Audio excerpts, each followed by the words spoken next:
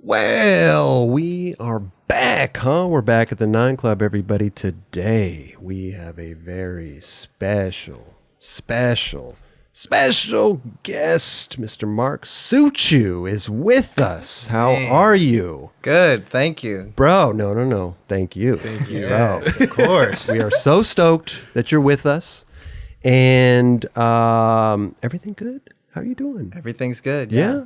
You're in town for a little bit, correct? Yeah, I'm Okay. hanging out in LA for a few weeks. Just Yeah. came down from hanging out with my mom and skating with Justin Albert in San Francisco. Oh, cool. Yeah. And where are you currently residing? In New York, in Manhattan. Got you. How do you like it out there? Love it. Where are you Yeah. born and raised? Near San Francisco, where my mom still lives. Oh, okay. Gotcha. Yeah. Was it technically San Jose or? It's near San Jose. It's Saratoga in Santa Clara Valley, and that's neighboring San Jose. Okay. Cool. Yeah, so it's an hour south of SF. Oh, hour south. Yeah. Got you. Why the move to New York? And when did you move to New York? I moved to New York in 2015 from Okay. Philly, Ah, from where I was Philly. living for a few years before that. Okay. Why the move to Philly? Or you anywhere before that? Where do we? I was where do we in my start? parents' Beginning, house. Chris? Don't worry about it. We're getting there. We're getting going backwards now. I like that. Retracing his steps. there. I love that. Hey, every episode's different. No doubt. Philly. Yep. Why the move to Philly? I moved there to go to school. Oh, Yeah. got you. But before then, I had been spending a lot of time in Philly, Okay. just skating. Philly's a great city. Yeah. You've lived Great in a city. lot of different cities. I feel like. I've lived with my parents, and then I moved to Philly and New York. So, just Oh, you never lived in San Francisco? Oh, I guess you were close to San Francisco. Yeah. So you didn't Yeah. even move there. Never Los Angeles though, huh? Yeah, never. You should give it a try. Never. Don't The do way it. you said Don't it. do it. Yeah, never. Yeah, I'm good. It depends which part of LA. It's taken. dude. I mean, being from Northern California, it's Yeah. taken me a long time to really warm up to Southern California. Oh yeah. yeah. Okay. But there's a lot of things to love about it. So I've been. Like I said, there's so many different pockets. You know, it's like I could never live in Hollywood. Yeah. Ever. 100% no. You know, but the West Side, beach life, it's nice. It's a lot slower. Yeah. You know, so there's Gotcha. the pockets are different. You know, it just depends where you are. Totally. For sure. How's the Valley? I love it. Okay. I'm not Yeah. going anywhere. I mean, you're born and raised. I mean, you've been there, I've huh? moved all over the valley. Yeah. That's about it, though. Philly to New York, and then you've been in New York since 2015. So you've been Yeah. there quite a while. Yeah. Yeah. New York's great city. It's amazing. Beautiful Yeah. city. It's another place where I don't think I could actually move to. Great place to visit, just not my speed. Yeah. You know, and of course there's different places in New York too. Hamptons probably would be a place I would choose. You look to like a reside, Hamptons you know. dude, I yeah. feel like a Hamptons dude sometimes. Coney Nice and Island. slow there. Yeah, slow life, big houses, Yep. nice pools.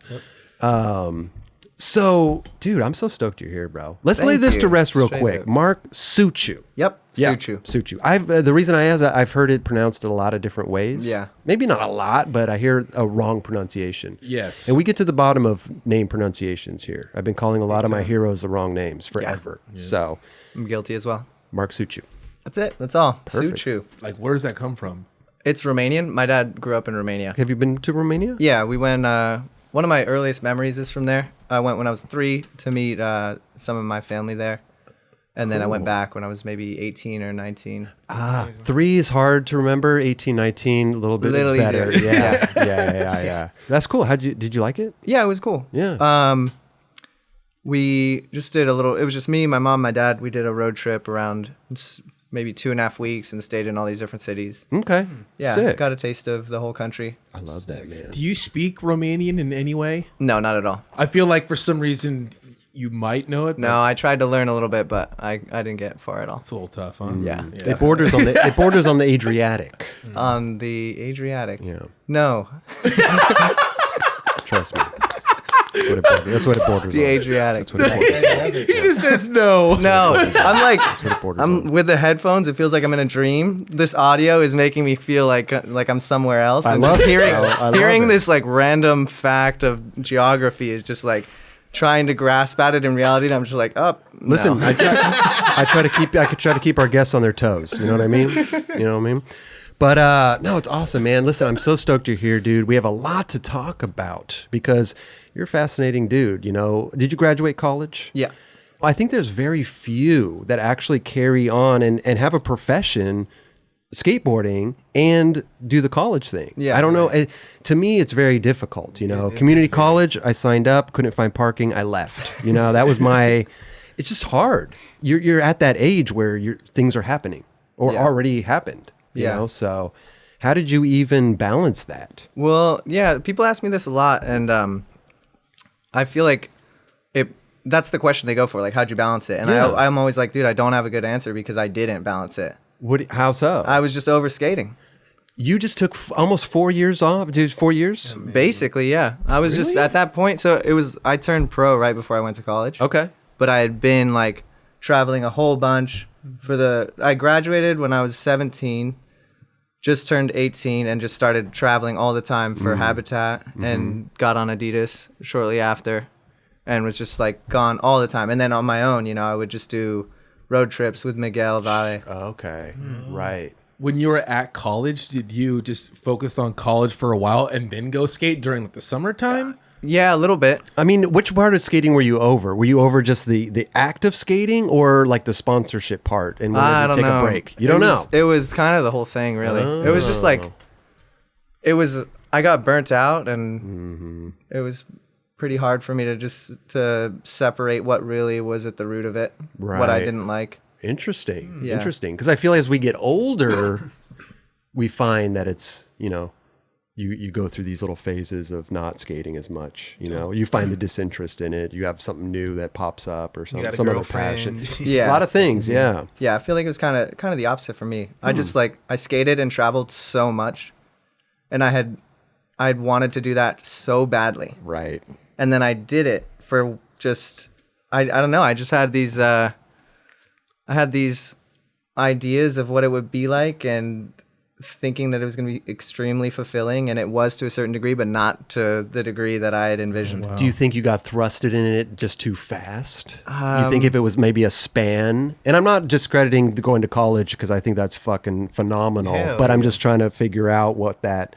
I graduated high school and just started skating all the time. I was like, all right, here we go. This is what it is. Because I signed up for CSU Fullerton, got all my classes and everything, and then I was offered to have a part in the upcoming Transworld video from Chris Ray if I stayed in town. Okay. So I told my dad, and he blew up on me. He got so pissed. Wait, so you were going to move down south here? Yeah. Gotcha. Yeah. Almost did it. Almost did. Oh.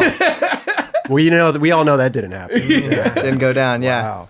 Your dad got upset with you because that skating was in the picture of you going to school? That's way. why you wanted to go? No, just because he wanted me to go to school. He was bummed that I was not going to school. Right. Oh, okay. Like you were going Not to take a that- year off to do the transfer. He was video. supportive of skating. He felt that college was definitely Important. important. College is Yeah. what got him out of Romania. Ah, right. Yeah. I feel like there's a lot to start at the beginning. Oh, no, we're going to go back. Yeah. But since we're on this topic, I just don't want to breeze through it, I think you asked if everything happened really, if it was just that it happened so quickly that's why I Yeah. got burnt out. And I think that is completely the case. So I graduated high school, started skating full time, Okay. and hurt my ankle. And then all of a sudden, boom, I just I'm doing nothing. I'm living in my parents' house.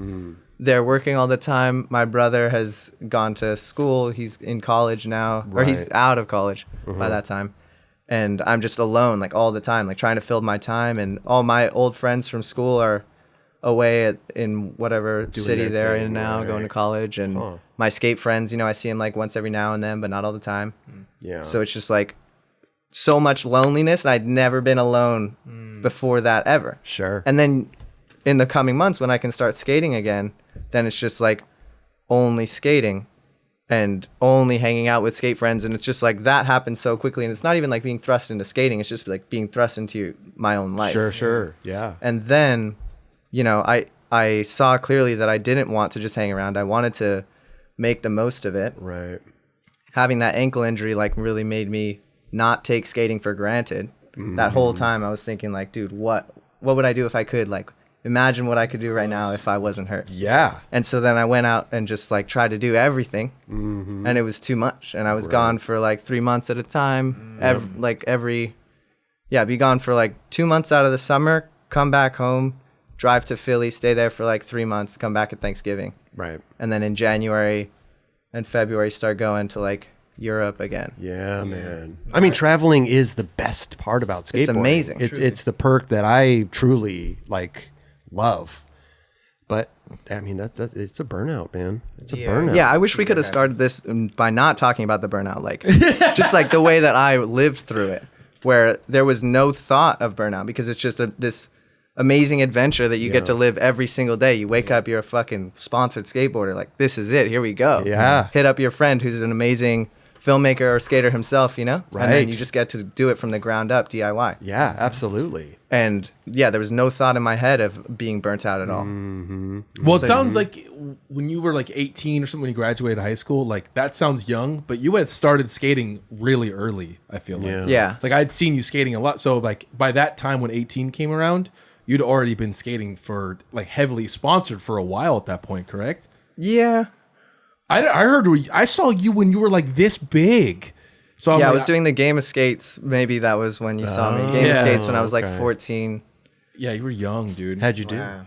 I would I would win the local ones, and Okay. then I think the first time I got to the finals, and from there I didn't do You that did, one. but you got on the main stage. Yeah, Yeah. couple years in a row. Hell yeah. Skated with Alex Mizarov, and we just met up again in Rome and had another game of skate. Oh, you guys played? Yeah, under the bridge at the DIY. Amazing. So Yeah. Wow. It was Who so won? cool. Who won? We did 2 games. He won the first. I won the second.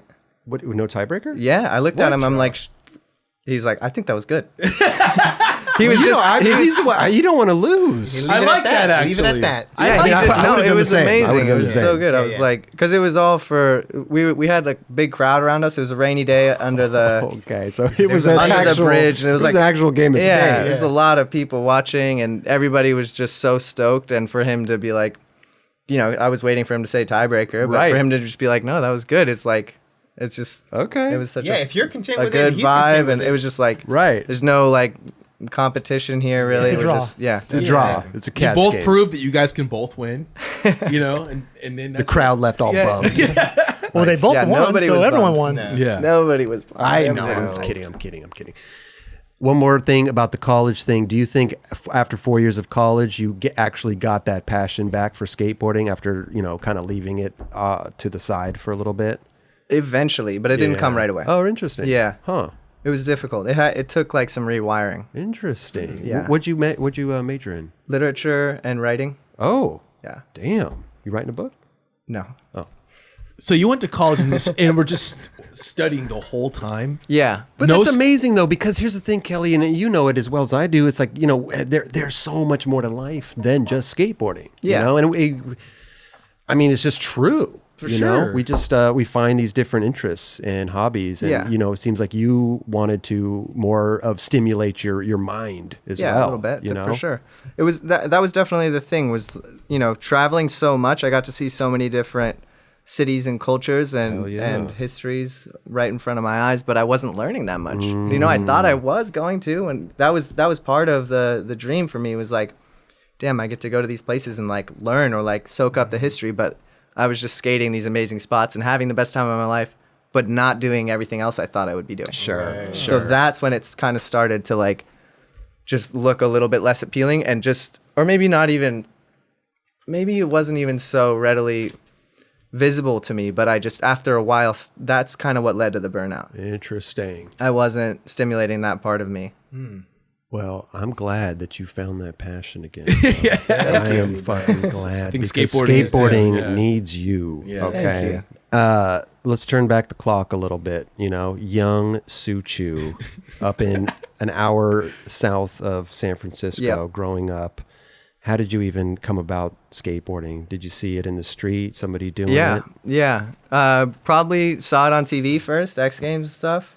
Oh, Saw some local kids doing it, and then my cousin, who we would go out to visit in Doylestown, Pennsylvania, where, funny enough, the first time I went to skate Love Park, I stayed with Aunt Travis, whose parents are from Doylestown.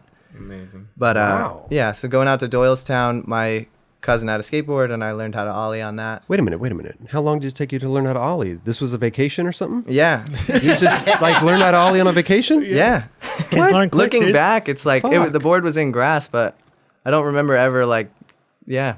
I mean, So Jesus rad. Christ, you know how long it took me to ollie? I mean, listen, the boards were different back then. I'm not Yeah. that old, but listen, they took Some a long people- time. Some people just have the natural ability, and I've seen this with fellow kids in my neighborhood. I'll be like, "How long you been skating?" They'd be like, 2 months, and I'm like, "This kid's already kickflipping and doing this shit." I'm like, Right. Well, there's a lot more. The learning Yeah, curve. look at the boards though. Yeah. Like, from when you grew up. And the learning curve as well. It's readily accessible to anybody. True. You know. So, but you just saw it and you kind of knew what to do. A little bit. Maybe I had Yeah. a good teacher. Okay. Maybe my cousin had a mean ollie. I can't remember. Okay. So from there, you're alling in the grass, and then what? Do you just go home? And And be like, then- yo, I need a board. Yeah. This is my shit. And then it didn't really take off for me. I remember like it plays in my mind like little cuts, like long, just every now and then a periodic cut to what I'm doing with this board, and it's not skating. It's like destroying it in one way or another. Wow. You know. Like a snapshot. The snapshot of me and my friend like tossing it like as high as we can into the garbage cans. This is like this is you're playing the javelin with the board. What? This was a board that you got as it was a present. it was a board that my parents got me and that I probably just left in the garage for a little while. What kind of board was it? Do you remember? The board I got when I got back, I mean, I'm pretty much just making up this story, right? Well, we don't know the truth, so you could be telling us anything. Yeah, I'll just go. Take us on a journey. This whole thing could be all made up. Your Made whole up. thing. He could leave here and be like, I got those guys so good. Wow. They don't know what the hell I was I have talking no about. idea. I'll put it in my persona. book. Yeah. But I probably came back from Pennsylvania and asked for a board, and I think the first board I got, I wanted a Steve Cab board, something with dragons on it, which I think would be Steve Cab. Sure. And then they were like, no, that's too big for you. You got to get a termite. So I walked out of there with a termite, and that's probably the board that I destroyed, There you that I go. was throwing around with a friend. Right. Got a little It termite. was appropriate. Yeah. Fuck this thing. Oops. What That's cool. Austin Gillette wrote for him. you Yeah. know? Yeah, they had a lot of great people graduating Daniel from termite. Espinosa. Daniel, yeah, Oh, they had yeah. a lot of great people. So how old were you at this point? I was like 6 probably. Okay, 6. And then when I finally really started trying to learn tricks and like skating every day, I was probably like 8. And that was on an actual Steve Cab board. There you that blue so you with, like, you some eventually golden got dragons. It was what? Blue with golden dragons. Okay, so you Yeah. actually got your dragon board. Yeah, yeah, I got after it. eventually. Yeah. Wow, that's cool, man. And then that's when I learned how to kickflip. And that's kind of like the first memory where I can be like, yeah, I was 8. That's kind of when I started skating. There's always some defining moment Yeah. where you're like, this is when I started. Because I was always skating, but kneeboarding, there was always a board around me. My neighbor skated. He gave me his old boards. But I consider the first time I got my own board, tried to learn how to ollie, that was it. That was it. Yeah. But That's I what always had a started. board, Yeah. growing up.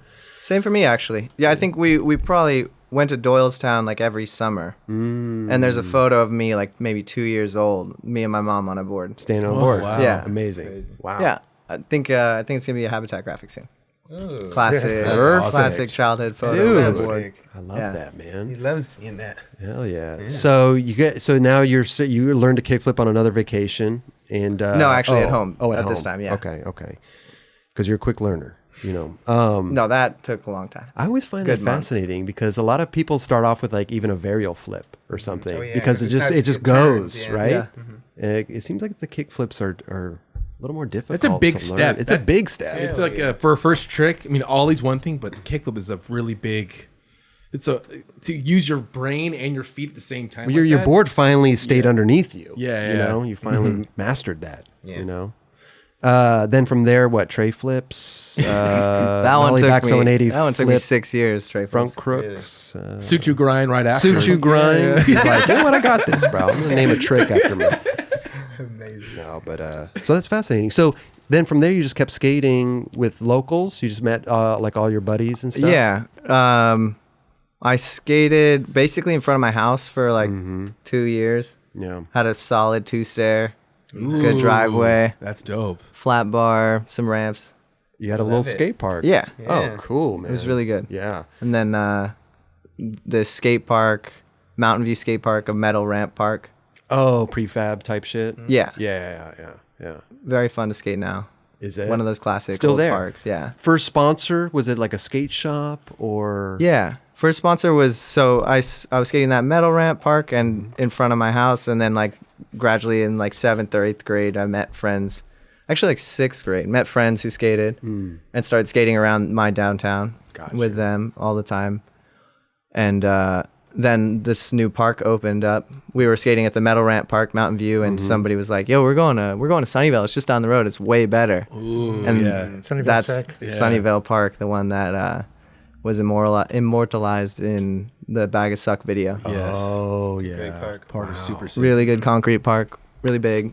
So then Great you're handrails. just rolling with your friends now. You're, Yeah, and we're skating there all the time. Uh-huh. And a shop opens up across the street, like maybe a year or two into it being there. okay. And yeah, they just like got on their feet enough to have a team, and they asked me to ride for them. Wow. Was that Fish Banks? Fish Bank. Fish banks? Nice. Yeah.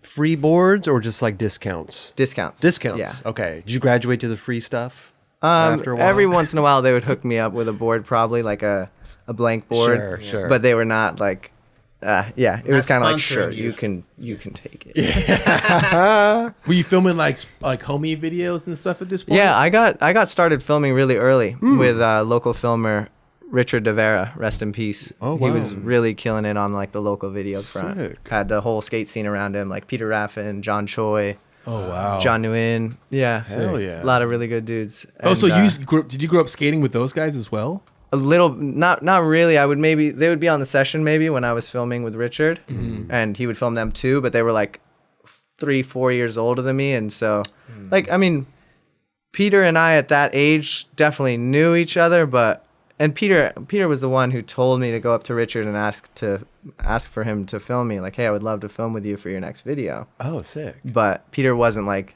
saying what's up to me every time I came to the park or anything. He was like definitely the really cool older brother who's not gonna say what's up. Yeah. Got you. Yeah. So you made your way in there though for his videos. Yeah, and then I started skating with Richard like all the time. So Sick. I think I started skating with him right when I turned 12 on my 12th birthday. Okay. And then we put out a video part in like I think just 1 year of me skating, and that was this video called Mijos. Mijos. Yeah, Wow. that was a good time.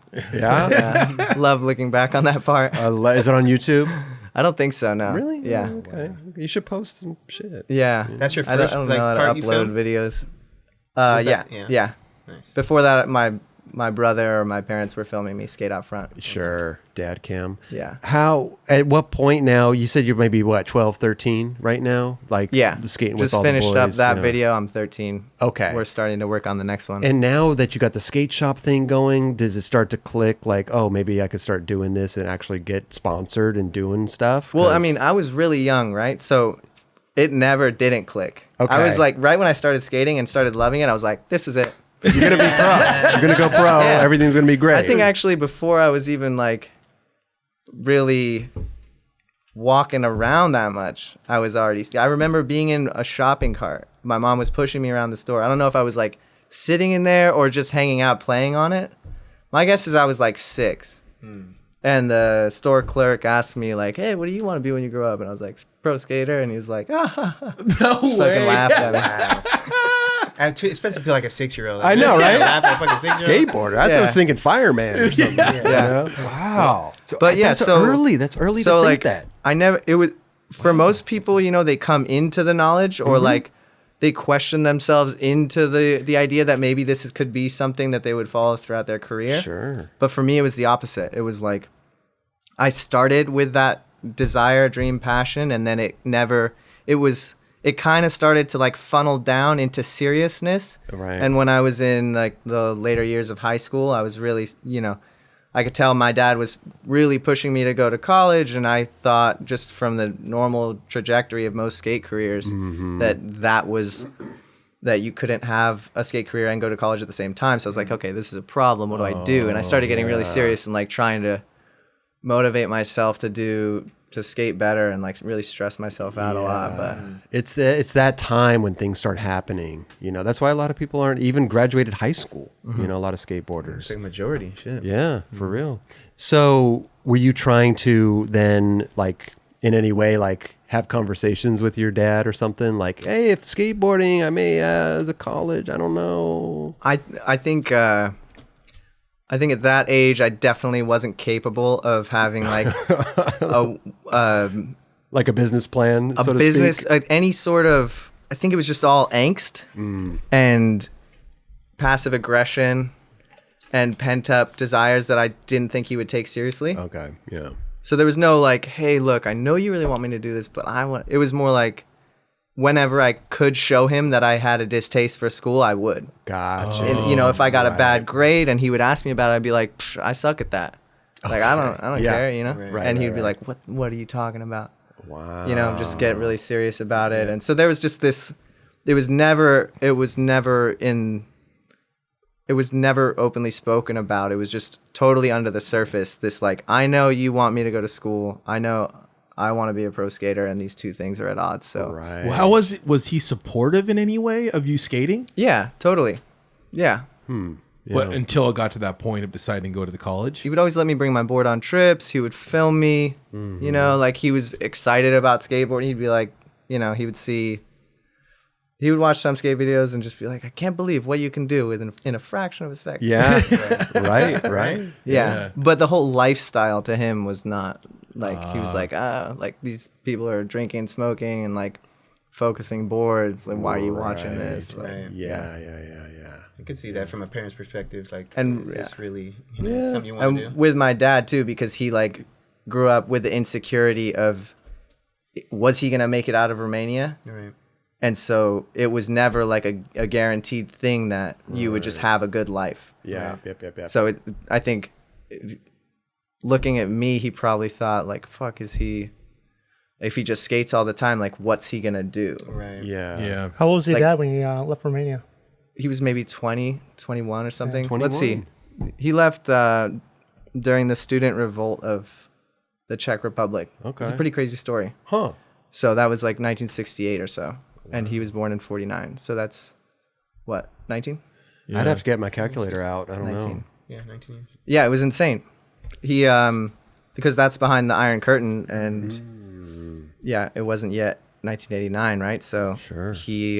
the dictator of Romania at the time, Ceausescu, he had this program set up for students there to do a transfer into Poland, and his son was in school at the time, and there was I think Russia was invading Poland.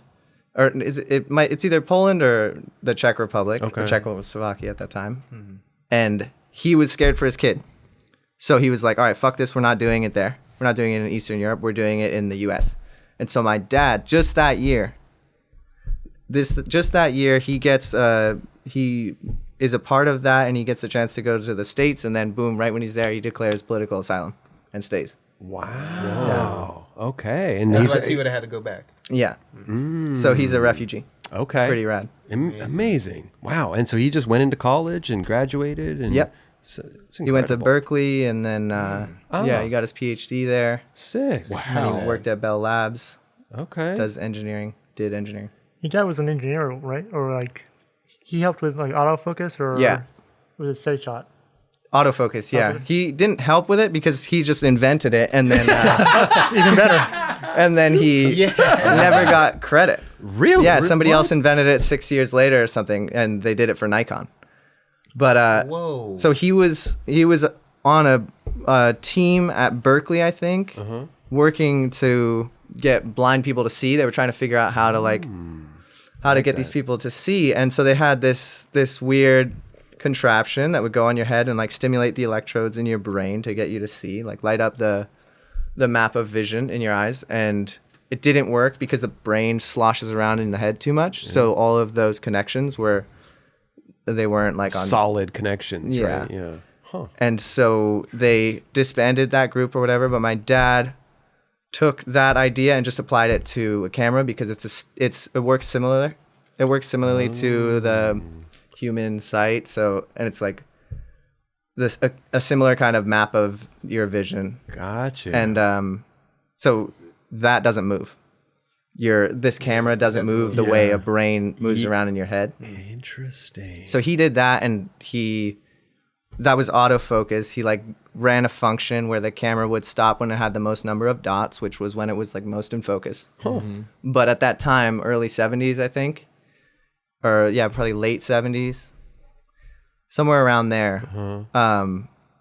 I think photography was like so advanced that he thought that was a random thing. Wow. Autofocus, and that people were professionals and they wanted to professionally Right. focus on Yeah. on their own. So he kind of stopped. So he just was like, and then also if he patented it, the patent would have gone to the university and not to him. Interesting. Because he was employed by the university. Damn. You can't. That's how they steal shit from you. But I mean, you're doing it on their money and their time and their clocks. I mean, I get it. So then somebody else came along, which said 6 years later. Totally separately. Did it for Nikon. Did it for Nikon. Wow.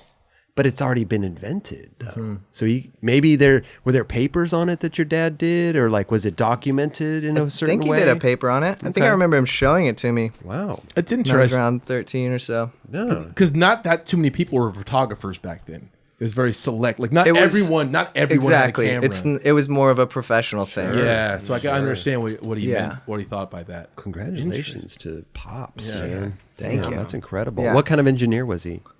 Computer chip engineer. Computer chip engineer. My dad was an electrical engineer. Nice. Yeah, worked for Hughes Aircraft Company and stuff. Oh wow! That's why you want to be a pilot. Jet propulsion. Yep. So that's Yeah. pilot. I don't know if I'd like to be a pilot. I just think I'd be a good one. I'm sure you Yeah, will. you're kind of a pilot of the show. There you go, Hey, man. nice. Take off and we land. Yeah. Captain Crop. Yeah. So that's incredible. So you had this passion in you, 6 years old. I'm gonna be a pro skateboarder. You get the sponsorship from the shop. What was the shop's name again? Fish banks. Fish Banks.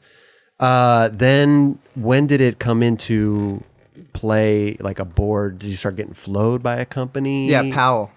Powell. Yeah, Richard De Vera, the filmer, he sent my footage to DeVille, I think. DeVille Noon. Sick. Was that of your knowledge that he sent it, or he Yeah. just- oh, okay. Yeah, I remember him telling me Okay, vaguely.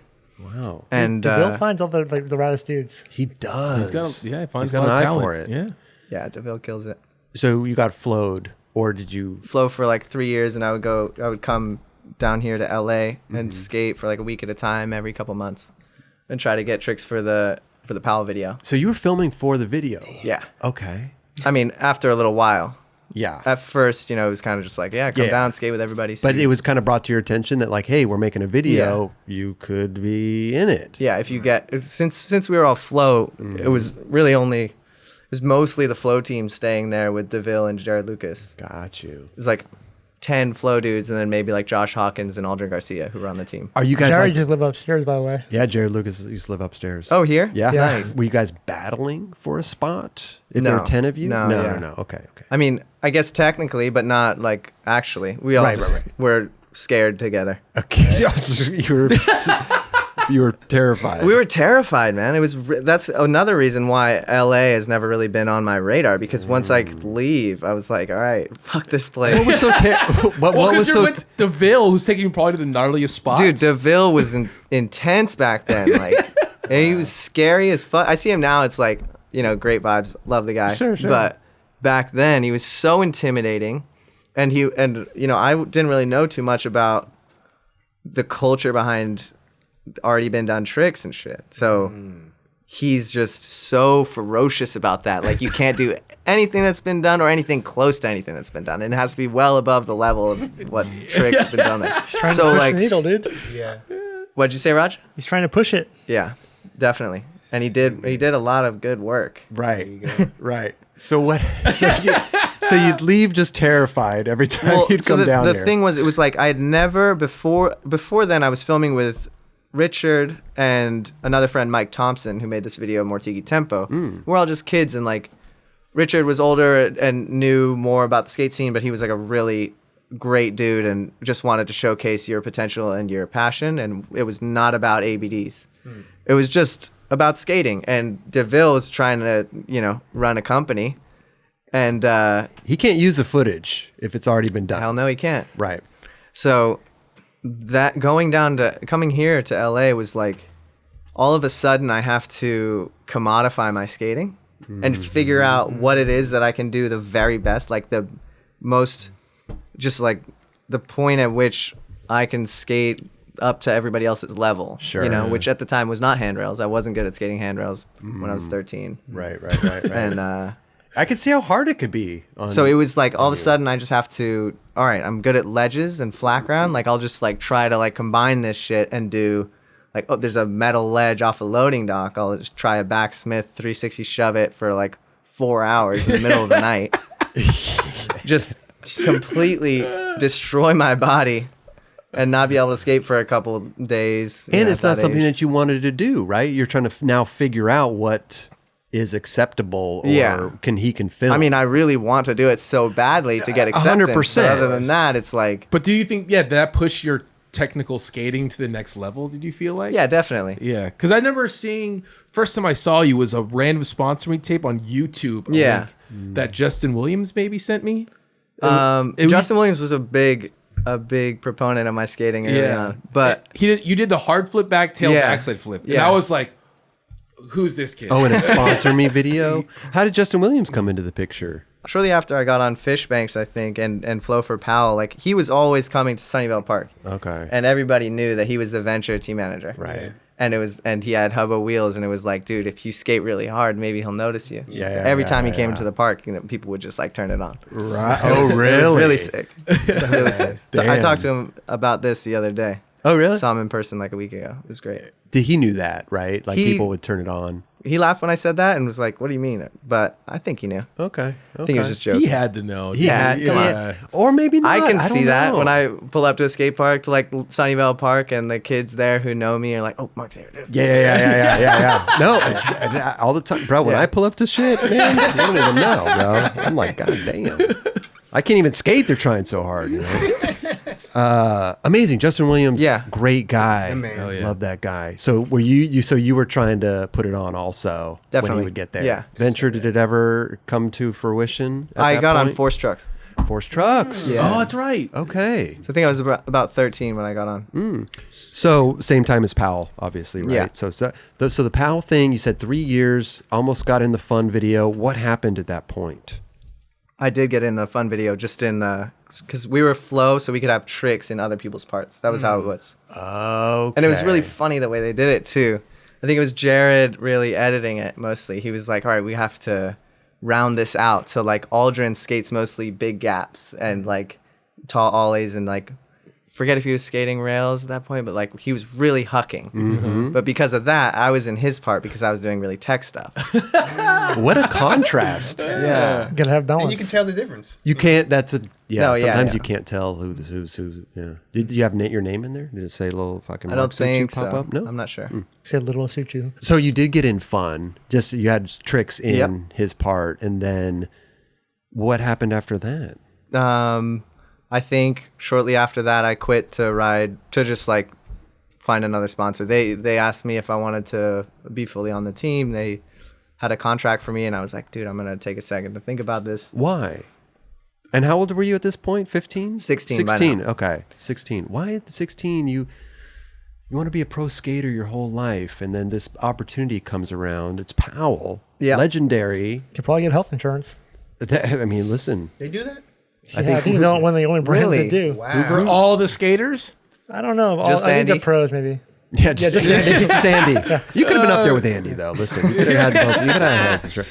No, but so I mean, it just seems like an appropriate, next step. Yeah. Well, I had been on for a long time, and I grew up a lot, and I was hanging out with a lot more industry people. Okay. And they were like my footage was getting out to places. Kelly saw it, and people were kind of letting me know that I could choose now. Like it was gonna work. It was a matter of time, but like I could do what I wanted. And Okay. Wow. And I mean, when people are saying that, that's good. I mean, that's That's a great feeling right there. yeah, a great feeling. it was awesome. So they were like, dude, you could be on whatever sponsor you want. And I'm like, really? Like Greg Carroll was telling me, like, dude, choose whatever board company you want to ride for. Like, Damn. What can happened talk to to 'em. chocolate? You never really was it? I wanted to ride for Alien. Minefield had just Okay, come out. okay. So it didn't really work though. I wanted to ride for Alien.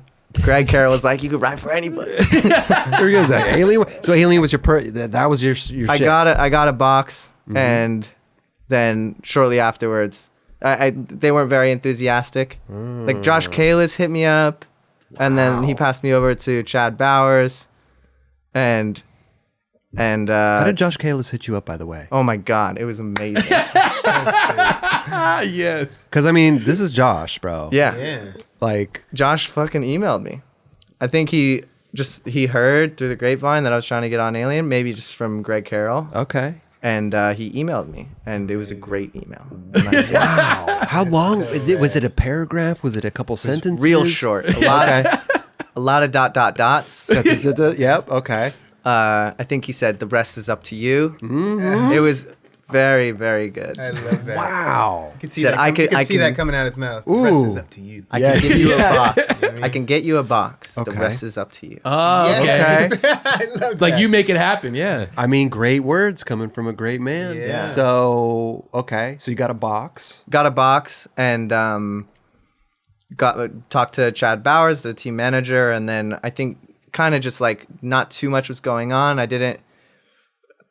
Before I knew it, Brendan Conroy, the Habitat team manager, was like, "Hey, what's up? Would you be interested in riding for Habitat?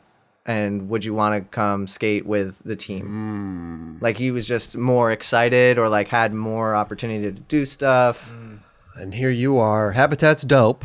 Habitat's dope. But- I always liked Habitat, wanted to ride for Alien, but like Were I love they- Mosaic, I love Inhabitants. It I was worked out like, for were they- Silas, though. Were they together at that point still, or they Yeah. sold, or Okay. they okay? Still together. It's a Yeah. sister company in that sense. yeah. Yeah. That So, was I same was with still in Brendan. high school. I think it was like 2009. Did you respond to Josh's email? Hell yeah. I did. What'd you write? Oh my god, I don't know. You don't know. I mean, at that point, I sometimes people hit me, like I got an email, I got a DM from Danny Way. We talked about his part or whatever. He's like, "Yeah, thank you so much." And I'm sitting here, I'm a grown man, and I'm like, I don't even know how to respond to Danny Way right now. Like, what do I say to Danny Way? Like, thank you. You know, he wrote this whole nice thing, and I'm like, I don't know. You know what I mean? Wait, what did he DM you about? We reviewed his His video The part. welcome home the part. welcome home thing, Yeah. right? Killed it, bro. And he was just gracious. Yeah. He said, "Hey, thank you so much, man. You guys are always dope, and this and that and the other, and brought this nice little thing." I felt the same way. He did the same thing to me, and I'm like, damn, how the fuck am I gonna respond to Danny? Like, obviously. I mean, we're grown men, yeah, right? like, It's why am I in this like predicament? It's like, I weird. should be able to just say, "Fuck yeah, Danny, that was great," like Yeah. you know, and have it flow out. But like, I'm sitting here like thinking about what the fuck I'm gonna say. To yeah, Danny. Definitely. So at 16, 16ish, Yeah. That's what you say. Like, Yeah. what do you write back to Josh Kalis? Who Like, knows? thank you, bro. Like, I'll be working on it. I'm sure he gave me some like info that I needed to say that I had received, or Okay. maybe there was another question that needed to be asked. So Got you. I'm sure I just thanked him Yeah. profusely, and Yeah. Amazing, bro. Yeah. So now they're asking you to ride for Habitat. yeah. And you're keen to it, right? You want to do it maybe, but you want to go for Alien. How was that playing in your mind? I was just like, it was Greg Carroll or whoever it was told me I could ride for anyone, but Right. I wasn't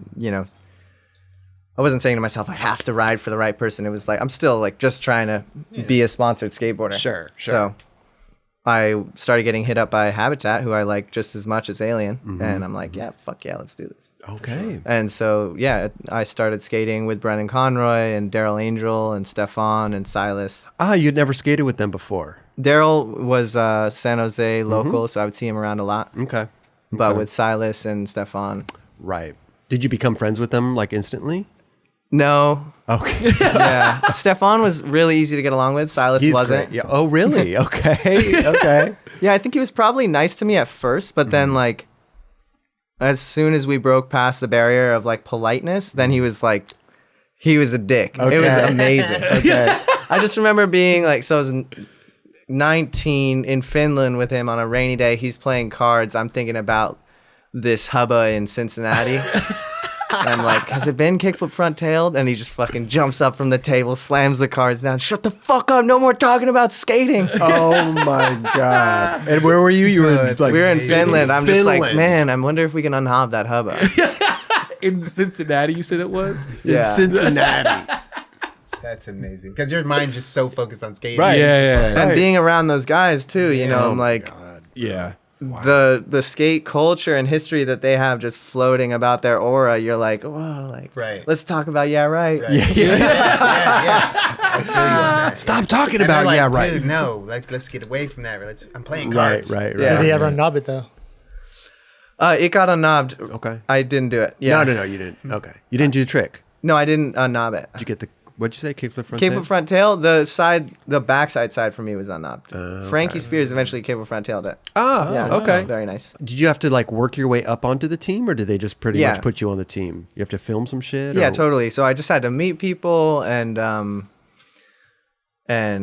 Get the stamp. yeah, I hung out with Brennan a lot that summer. The summer I graduated high school. So I had been on for a year, been getting boards for a year. Oh, okay. Throughout that last year of high school, and would see him like every now and then. I think I skated Tampa Am that winter and did well in it, riding for Habitat,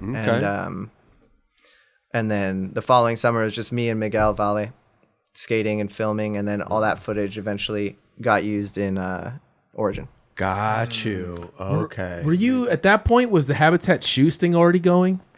When I got on, the way for me to get on, I was riding for Etnies. I was riding for Etnies since maybe like 16 or so. Okay. And then the only way I was going to get on Habitat was to do both the shoes and the boards. After you got on, how long did that happen? Because it didn't last that long, right? The shoes. No, yeah. So I did it for a year. Okay.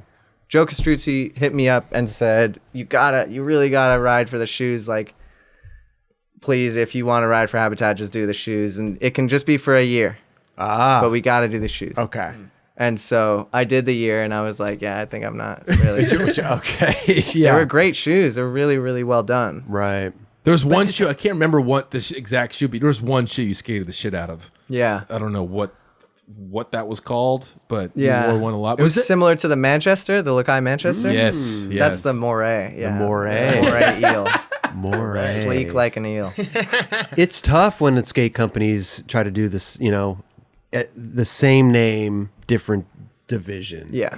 It's tough. It doesn't work a lot of the times. It doesn't. Yeah, you enter like a whole new competitive realm there. Yeah, and also you're, the people who skate for Habitat and then skate for somebody else, just using Habitat as an example, it gets confusing, It got confusing with Diamond. It did, huh? Oh, yeah. Yeah. Should have never. Yeah. Should have never done it. Should have never. Did they offer you a good deal at that point too? To like the shoes and the board? Like, Yeah. Okay, cool. Yeah, totally. Because sometimes, just like, hey, you have to do this, but you got to ride the shoes, but we're not going to pay you all that much. No, or yeah. something like, I don't know. Sometimes. Where'd you go from there after the Habitat shoes was done? Did you go back to Etnies or? I went to Adidas. That was the point. Yeah, it was kind of the Gotcha. same thing. Was like, I think I quit.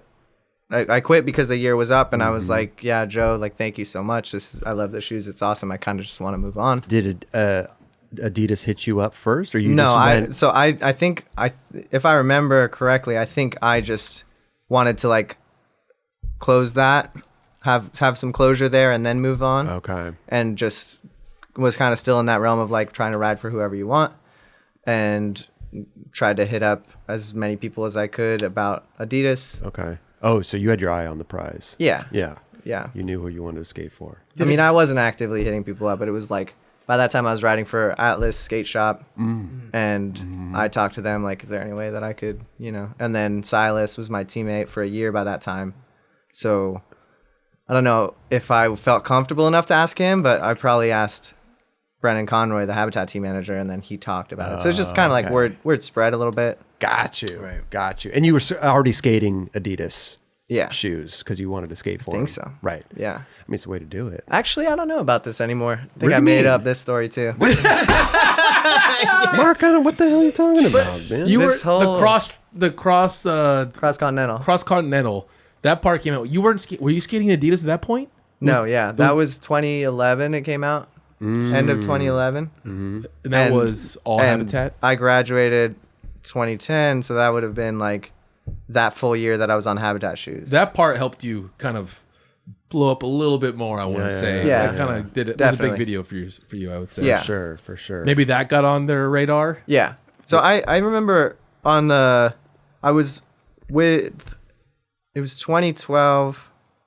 Damn, I don't know about this whole story anymore at all. I love it, dude. I love it. It seems like it slowly starts to come back to you, but you're like, hold on. Yeah, Am I I just questioning fucking myself? made But what you're saying though is it's making sense in the timeline though. The part of the timeline that doesn't make sense to me is I was skating Habitat shoes in 2012, which is a while after I signed the contract with Habitat. So I thought I just did a year, but I guess it was more than that. Right. Maybe you said you were done with Habitat shoes, but maybe you just kept skating in them because those were the. But It could be that too, but yeah, I don't know. It seems like if I once you would've- leave a shoe company, you kind of feel the freedom, right? You're like, okay, cool. I could skate in this shoe. I could skate in this shoe. Yeah. Now you start trying all kinds of different shoes or Adidas or whatever. Yeah.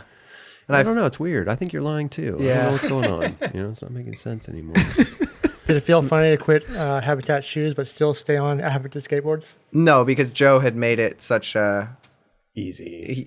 he made it clear from the start that It was just that it was separate and that he really wanted me to do the shoes for at least a year. Right. Got you. Yeah. Got you. Well, whatever it is, you ended up on Adidas. Yeah. And how did that? I mean, that we know. Yeah. That we know. So how did you end up? How did that whole deal go down? Did you have to fly to Portland? Did you go to meet people? Yeah, I think so. I think so. I remember that I was on the Map Masquerade with Jake Johnson and everyone, and that was like a month-long road trip across the U.S. and we ended at Tampa Pro, I think, and I wasn't pro yet, just hanging out there. I had my flight back from Miami, and I think I met Yasha Muller Yeah. Nah, dude, I made this up. No, I talked to him on the phone when I was out there. That's why I was thinking about it. Yeah. There you go. Yeah, so I talked to him on the phone, and that was the first call I had with him. Okay. That was like spring, spring 2012. 2012. And then that summer, I hadn't signed a contract yet, but I was I stayed by myself in Barcelona for a month. Sick. Yeah, so I'm like 19 at this point, and just go out there to skate. And I skated with Barney Page and Sibo Walker a bunch. Oh, hell yeah. And from there, Adidas flew me to the south of France to film with Lucas Puig for his pro shoe video. Wow. Now, have you ever met Lucas at this? I mean, I'd never met him. bro. Yeah. Were you excited? I was fucking stoked. That's still to this day one of the best trips I've been on. Amazing. Quick weekend trip to Marseille in like some nice ass hotel room right by the Mediterranean. You're like, this Adidas thing is looking promising, bro. Wow. Pretty nice. Okay. But Lucas, man, what Yeah. a legend, Yeah. bro. To go out and be filming that, and not only that, but just be a part of his little thing, too. Yeah. Wow. So rad. It's incredible. It was all his homies just driving around, so sick. skating amazing spots. It was the first time skating that spot,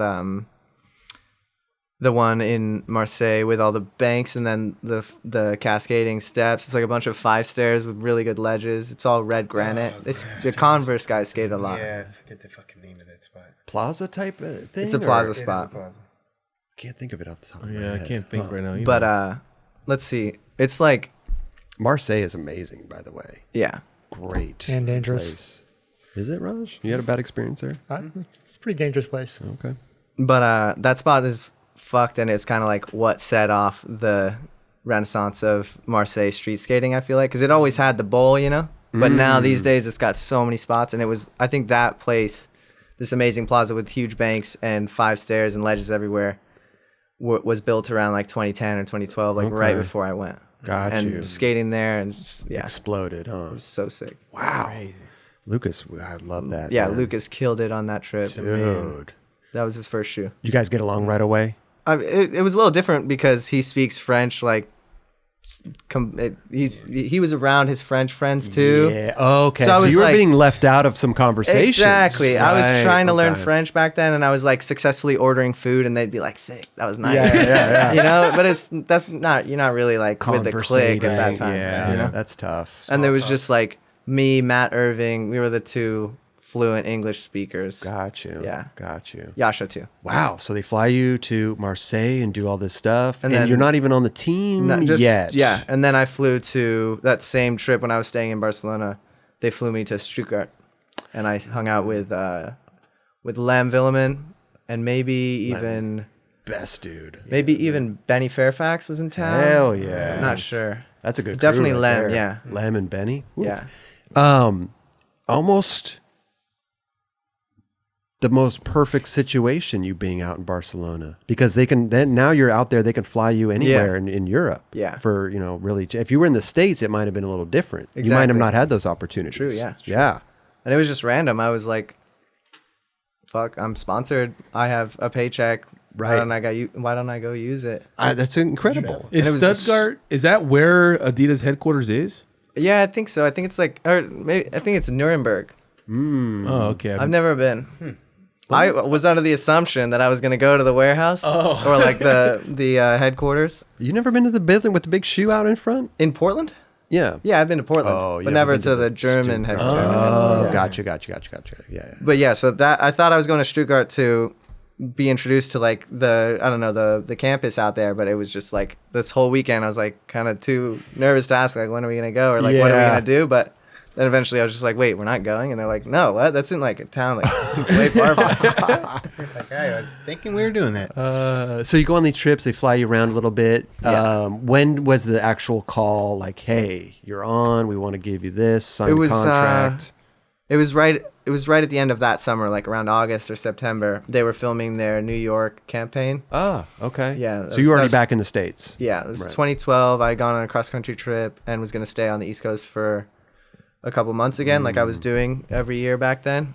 And yeah, I was out there skating at the same time that they were filming their campaign. So Perfect. yeah, that was when I remember signing the contract on Rivington Street, not hey, look like at just that. like a couple blocks from where I live now. And Wow. we skated a So couple days there in New York, and I mean, yeah, that was my first time skating in the shoes. So it was really like I didn't skate the Wait a minute. shoes You at didn't all. skate. You weren't skate. Wait a minute. So this is really helping us. This is No, but this the is key to the lock. This is crazy though. But they're sending you to these places. They're sending and you I'm to skating in Marseille. Habitat shoes. Oh.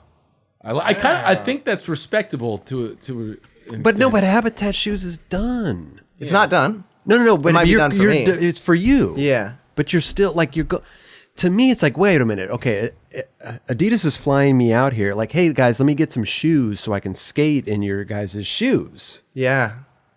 But they never offered you any shoes?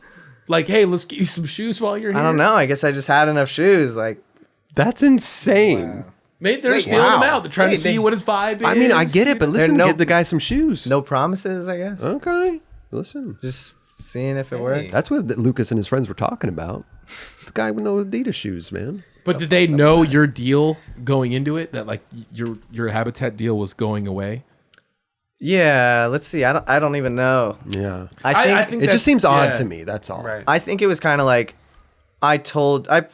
let's make this up. Okay.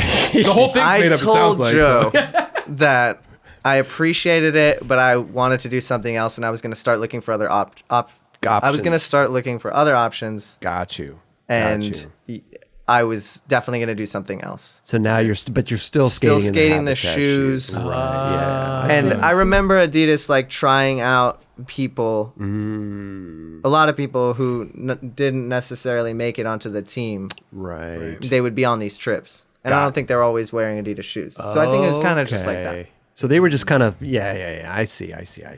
This is random. I won't say the person's name, but I heard the story back in the day of someone getting like, "Hey, we want this dude to ride for us. Let's get him out here to skate." Just flew him out there, and he showed up riding that company's board when the guy rode for somebody else. What? Like they were trying to introduce him, like, "Hey, we want to see what this guy's like." Let's say Yeah. that this guy rode for whatever company, and they came out. It's a hard thing to explain without using names. All right, so So he rode for X company. Yeah, rode for X company, and then A company was like, we want to see what this guy's like. They flew him out here to hang out with the A guys, but he showed up riding the A guys company's board already. A guys company. as Yeah. if he was already getting And that like was a it's- bad taste in And their that mouth? was a bad taste in their mouth. That's and then they weird. were like, okay, I don't know about this guy. It's kind of weird that he's not repping X company. Wow. Oh, when he already 'Cause skated they- for X yeah. company? Yeah, yeah. they That's a hadn't little said weird. anything. See- Okay, I could see that being See, like, strange. yeah, like he's already kind of coming over to. Yeah. we're just See, but that's a really weird way to put it, but I see the way that you went about it. Or that I might have went about. it. right. It's yet to we'll figure. Somebody will have to fact check all this. But, I'll tell you guys who it is after. but- Okay. Actually, involves you guys. Oh, Look at that. You were the ones who didn't like it, that he was skating the other boards. I don't know, man. I always showed up riding Habitat boards when I was going to chocolate. No, I'm just kidding. I did skate alien boards for a while though because I loved aliens. They had this steep concave. Yeah. Very steep. Yeah. And I would always get the alien boards and put chocolate stickers Yeah. or take the graphic. I love that steep concave. Yeah. Man. Ooh, loved it. So you signed the contract. You must have been over the moon, man. I was so stoked. I mean, Jesus. I mean, Yeah. look at the teammates that you just got a part of now. Dennis, Gons, Benny, Lem, Chewy, Bro. Nestor. Oh my God. And this is when they started to actually add more people onto the team. Yeah, this was like Started really out small. Yeah. 2006 or whatever when it first started going. It was just like Gons, Dennis, Lem. Nestor, Right. yeah, Benny, probably. Right. I do And remember Tim too, right? Tim. Yeah. Yeah, Tim O'Connor. I do remember the explosion of Adidas Yeah. that you're talking about when Yeah. all of a sudden, boom, boom, boom, boom, boom, they started stacking. Yeah. They started Rodrigo stacking. got on like right Oh, after man. me. Yeah. We skated in Madrid. Wow, that was really fun. Dude. Wow. So you finally skated the shoes at this Yeah. point. And I remember they hurt my feet super bad. No. Because they just were like Different. so well designed. They had such a lot of arch support, like a real running shoe. You know, What shoe did you skate at first? the first one I put on is a shoe that I still love so much. It's the Buznitz ADV. I was gonna say because that Okay. one Yeah. got the crazy. It's almost like a soccer shoe. It's a little bit like Right? a soccer shoe. Yeah. it's got the higher heel on it, right? No, that's the Buznitz, the Pro model, or the Okay. Buznitz Pro, or We something. talking about the one with the stitching on the toe? Like it looks like a soccer shoe, kind of. It's got the one tongue. with the raised heel I don't know if it has is- a raised heel. is the Buznitz. Okay. I thought that's maybe the one you were talking So about. anyway, it hurts your feet. Yeah, and I kept skating it, and then I got used to You it. got used to it. Yeah, I Yeah. love it. You know, you developed a little, calluses and stuff. Yeah. Yeah. And then the first video for Adidas officially When I was in it. Away days, no? Or Well, it before was that? because they had those campaign videos that were coming out all the time, like once every 4 months or so. That's true. That's so true. They introduced me with one of those. It was just like 4 tricks in New York at the end of the video. Okay. I did some tricks on Courthouse, a bump to bar in Brooklyn. Oh. I think. Wait a minute. Which What'd you do at which the courthouse? courthouse? Yeah. What Into what the tricks? bank thing. Yeah, into the bank. I did a fakie flip in a line, and then I did a blunt 270 and back 180 off. That was Jesus the last We're trick. talking about the same lives of fucking. Wait, you Yeah. back blunt and then Back blunt, front 270, back 180. off the thing. Random. I did it. I don't know. I was having fun. But you Yeah. back 180 off the freaking Yeah. Off the That's thing. insane. Yeah, I remember just doing that trick, and then I came off feeling good and was like, I'll just try this. In that split second, Yeah, and it worked. it worked. Because you have a lot of time to like look at this drop and know whether or not you're in. But that's the thing, though. You're in You control.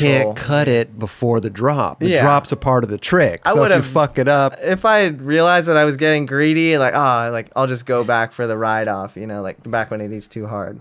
I would have been down to do it another time, but the back 180 worked. how many tries did that take you? I can't remember. Okay. Tall ledge though.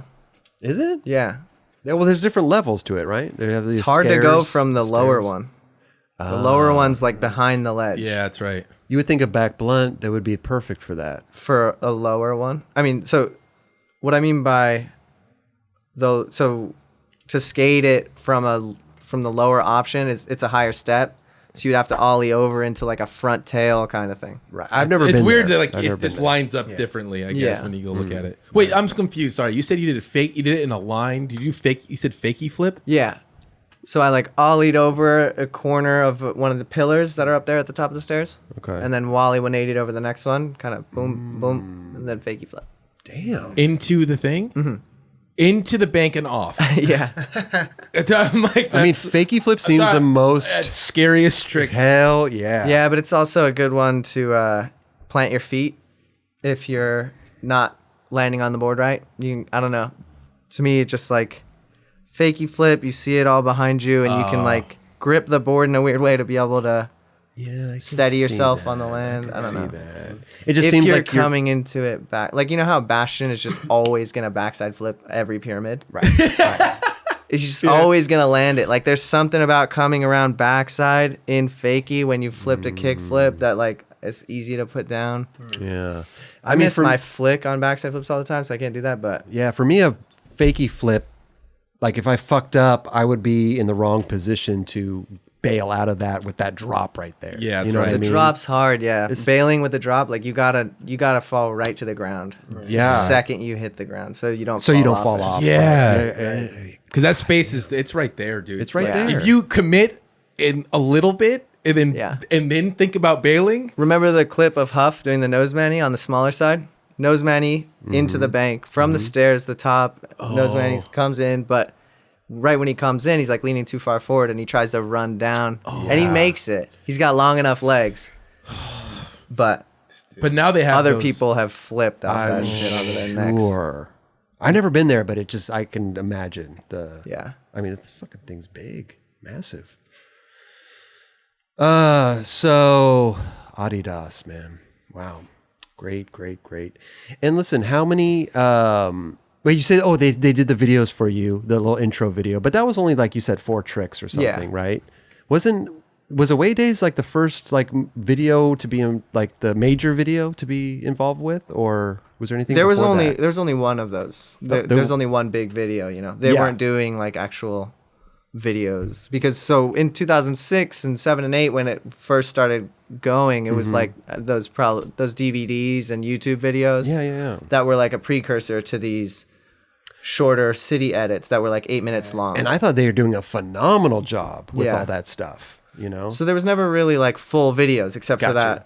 the diagonal video, the Europe one. That's That right. Dennis That was had. a dope video. Okay, But that was the diagonal. European team Right. along with Dennis. Right. So there was never an American or international full length until Away Days, and there hasn't been one since. Yeah. Sure. Are we working on one? What's going on? I think we're working on something. I'm not sure exactly what's going on. Let's see it, Mulhern.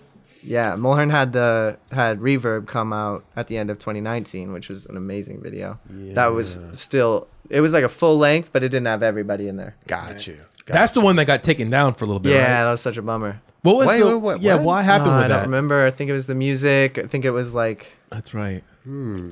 something with got the taken music, down, the huh? copyright like actually didn't work, or like they thought it weird. did, and then it didn't. Because we talked about it on the Experience show. Okay. And super awesome video. I don't remember getting taken down though. And then Got taken down 4 days after. Yeah, Shut the really? Yeah. I think something about that. Damn, that's I think it was like Gustav's song. Was it? Oh, was it just that one song? yeah. YouTube's interesting in that manner. Like your video could get blocked in like a certain countries and stuff like that. Yeah. Like they have- Because like Tom Snape had a part in that. We were all talking about it. okay. Yeah. Yeah, Okay. switch inward heel. Yeah. Bezos bumped a bar. Yep. Bro. Yep. That's so And good. can we talk about Gustav Tonnesen really Yeah. quick? Can we talk about this man? Yes. I skated with him in Barcelona years ago before he was Gustav Yeah. Tonnesen, and he was doing. I mean, back somebody He who was knows. little Gustav back He then. was little Yeah. Gustav, but He was back- little Anton Meerhold. bro. Who? Anton, they looked so similar back then. Oh, really? Yeah, that's what my first impression of seeing Gustav's footage was like, this dude's really talented, but he looks just like Anton. Oh, I'm not sure how to say his last name. I Looks don't like know. Meerhold. Meerhold. Okay. But this man was doing crazy tricks, and then when I was like, "Damn, who is this dude?" And then later on, he just explodes. The man bun got you. I've only seen. He's got a good man bun. Let's see. I've only seen him skate. I didn't really know him, but what's it like skating with that guy in real life? It's amazing. It's so good. mean- Yeah, I skated with him the most in probably like 2017 Okay. into 2018 when we were doing like smaller Adidas trips before I started filming for Verso. Got you. That was when I was just doing like a lot of solo stuff. So I was going on these trips, and like a lot of them were to Europe. So I would go with Gustav to, I think we went to Mallorca together, and then Barcelona. We went to Argentina together. The best part is skating flat ground with him. Oh, Right wow, when he yeah. steps on his board, he just starts like, he skates that thing in a different way. Like you've never seen anybody skate a board. Just like using all the weird pockets, like just does a bunch of fakey ollies to start off the day, but like makes it look somehow. Like fakey, ollie, magical, fakey, yeah. boom, boom, boom, boom. Yeah, I've Just, seen other people do that, and it's like that's their warm up. But with him, it was like he was figuring out his board, like he was learning something about it. Wow. Super strange. And then he does those little switch flips without popping, the levitational switch flips Dude. that I do all the time now. Wow. But when I first saw it, I was like, wow, how does that even work? Like, what are you fucking doing? I can't imagine He's a you talent. two skating with each other. I know. 'cause I you guys learned a have lot from that guy. Yeah, Really? Yeah. You guys have really creative minds. Yeah, I was gonna say, would you guys like? I've never spoken to him about skateboarding, but is he really detailed and kind of like I don't know, not a nerd, but like really you know, like speaking on how to do tricks and this and that and technical, like He understands you his board. He's really soft spoken and Yeah. he doesn't speak too much. Okay. Yeah, I remember little things talking to him about small stuff that like he would just say one word and it would be like he had spoken volumes. Like I remember this one, for It's example, like God. Like you says one word, everyone understands. like so backside the Spanish grind, back when he nose grind back to straight. Yep. He did that a lot. Okay. You call it the Spanish grind? Yeah, I think that's what it's called. I've never heard that, but that's amazing. That's a trick that I saw yeah. him try switch backside flip out. Yeah. He was doing that in Barcelona years ago.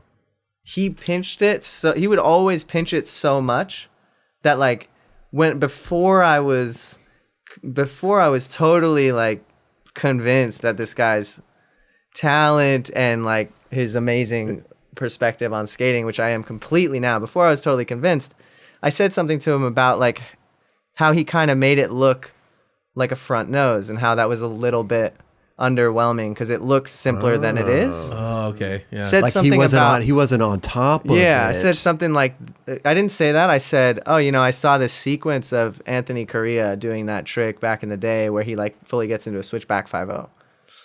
And he said to me, why? And that was it. Did you just walk away or what? That was it, What's happened? dude. Like, I was like, what can you say to that? right. What can you say? Like, you're thinking thoughts like we are. Like, oh, you're not really standing up on top of it. But he's like so much deeper than that. He's like not even thinking about that trick. He's thinking about switch backside flipping out, or like he does front 270 out too. Yeah. So it's just, I don't know, like there's so much thought behind it and you don't get that much insight, but you know it's all there. I love how you tried to like, you know, divert it through another skater. That's amazing. Why? And I want to know what was your, like, what did you look like when we said why? I know, I would love to. Because you wanted to see him go in the full on top. Because you think it was I'll do that trick now, and I don't know. I like it fast. I like it to just like Brian Brown, just like how he would do it Brian Brown. in like vicious cycle. Uh-huh.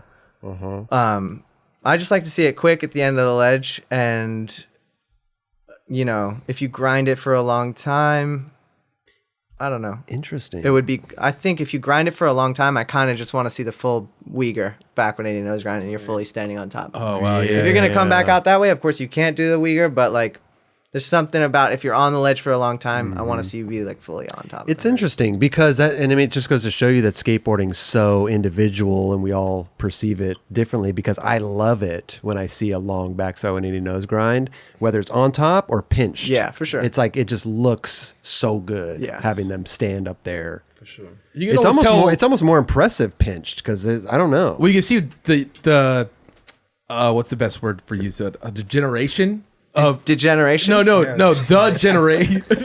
No, The degeneration of back when 80 nose grind. the generation of what's like where that when that person grew up. Yeah. Like what they saw. Like, That's true, You know too. what I mean? Like the younger kids now are seeing what this, like, you know, Jamie Foy and these guys Exactly. doing the back when 80 nose guys, they're pinching it. Yeah. Right. When the old school guys, that's same with like the front crooks. Like back in the day, Yeah. you would see people do front crooks and they were not pinched. Yeah. You know? But that's kind of what I was reacting to, was like think about Uyghur doing it over Flushing.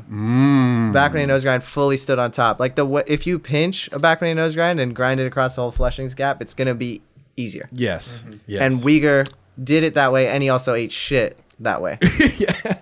You know? It's almost like if you're standing up on it, you almost have to like readjust your body now to look forward. When you're pinched, you're You can still be backwards the whole time. Yeah. But also the lock is farther from the deck, so that you're not risking slipping out on Yep. top, True, which is, true. I think, what happened to Uyghur. Right, Yeah. right.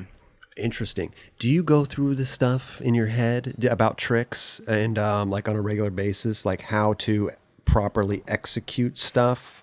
No, or are you just I don't think skating? so. I think I just like have the ideas in my mind, like of, you know, who I've seen do what and how it looks. It's just kind of like things I don't even question in myself. Okay. And then now that we're talking about it and we're talking about the pinch versus the non. I'm just thinking about how sick it is when you actually stand up on it. And so Right. Uyghur comes to mind, even though I wasn't thinking about it 5 minutes ago. Yeah, absolutely.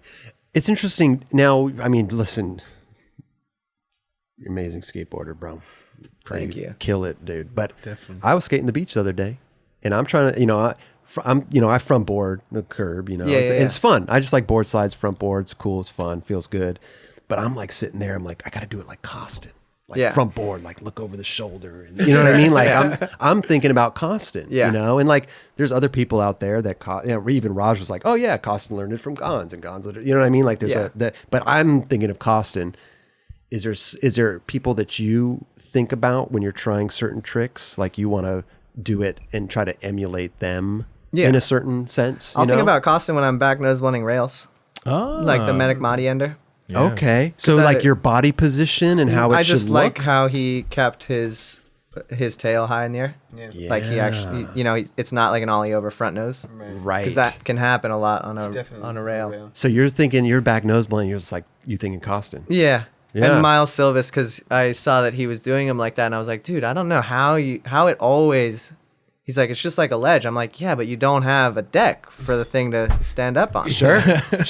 And so he said it, and Miles said that to me, and like it didn't make sense, but I know it's possible because Miles it happens for him. Yeah. So then I just like think Costin and try to work on it. That's amazing. I love it because I mean we all take from other people, Yeah. maybe not the certain tricks, but just the style and the body. It's like I don't want to front board and just be like this. Exactly. Like I want to be like that, like looking over my shoulder, like switch front board. It's you find yourself just like this kind of, but I want to be like that on the switch front board. Yeah. So I'm thinking in my head, Costin, I gotta fucking boom. It's interesting. I love it, man. I always like you seem to this day. It's hard to see people doing new tricks that no one's done before. You seem to do that a lot, especially recently with like nollie body varial to fakie 5-0. Yeah, the Tony Hawk tricks. Yeah. I love that you asked him or called him out on that Yeah. one. That was awesome. But like, do you have a trick list for yourself, like thinking of tricks and writing them down, or do they kind of just naturally come to you? Yeah, I mean, there's tricks that I would like to do that I just have in the back of my mind. Like I've never, until recently, I'd never done like a switchback tail backside flip. But it was something that I can do a lot of similar tricks, so I probably would be able to do that. And then the other day, I like sat down and just learned that trick. So there's tricks like that for sure. And then with other stuff like with the Tony Hawk tricks, I just saw that on his Instagram and I was like, dude, that looked so sick. That Like, looked dope. I wonder if I could do that on a ledge. And you did. I love it. I love it. Did That you was tag awesome. Tony? Yeah. Okay, good. Yeah, he like commented on it. No, because he did? the thing was you couldn't tell if it was nollie or regular Oh, that's right. because he just body varials. He just kind of jumps off his Oh, board. got you. So I did both and asked him like which one was the one. What And is that? he said I could only do it nollie. Nollie. But then I go back and I look at it and it's like, dude, that's really not nollie. So he's literally standing on the bolts. He's standing at both edges, at both edges. both right? ends. I mean, of the board. Yeah.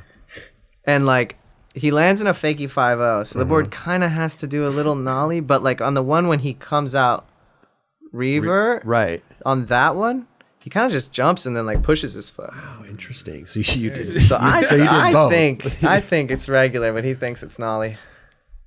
It's called the magic dance. I love that. We got a little dance. the magic dance. I love that. Calling out Tony Hawk, man.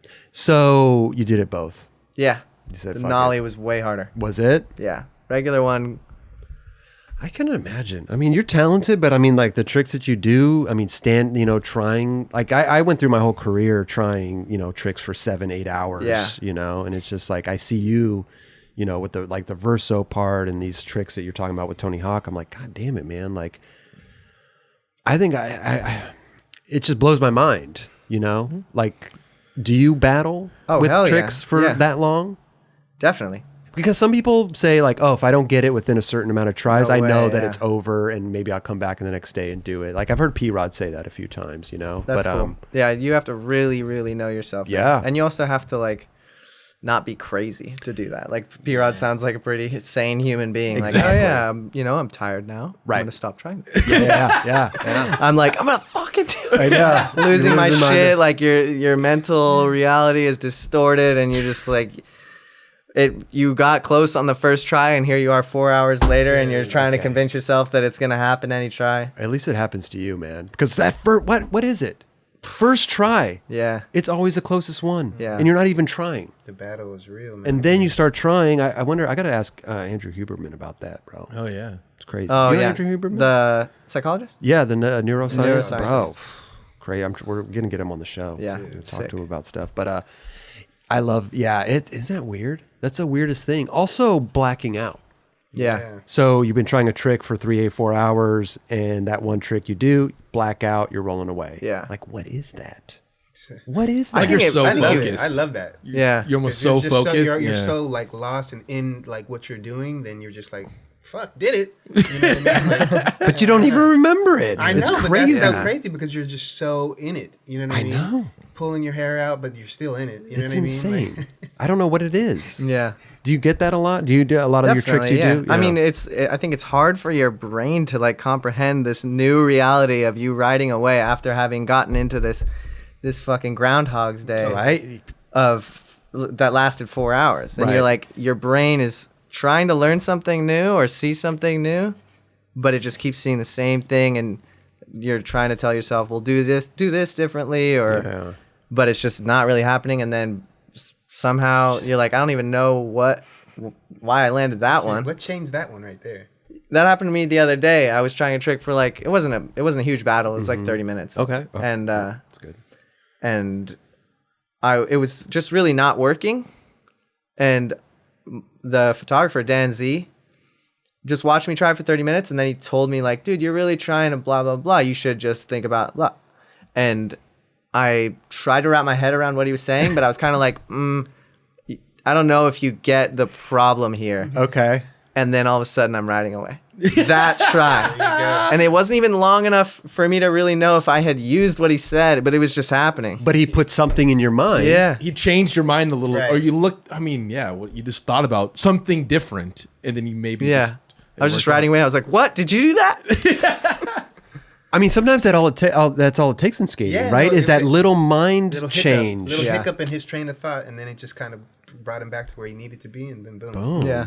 Wow. This is a random thing. Do you think that your patience at skateboard trying tricks has gotten better over learning harder tricks? I think it's gotten. I mean, I know that I'm going to try a trick for about 2 hours, like if it's something pretty technical or pretty scary. And so I'm not really going to lose my mind. And when I was a kid, I think the main thing was that I would get really frustrated when I was a kid, and I had never gotten that angry about anything, frustrated. So just that level of like, of anger coming out of me really scared me and like fucked me up a little bit. Yeah. I'm just like, what is wrong with me? Like, why am I doing, what's going on in my head? Is this okay? And so it felt weird. And now it's like, I know that this Yeah. is just what I care about most in the world right now. And I can see it so clearly, but it's not happening. Right, It's right, that right. passion, though. That passion just wants it Yeah. so bad. It- That's what you're willing to do is fucking scream. Yeah.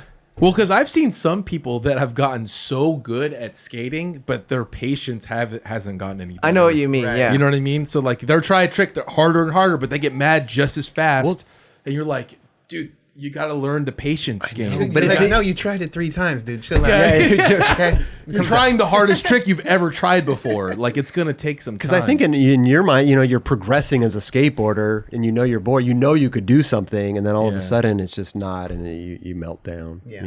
yeah. Yeah.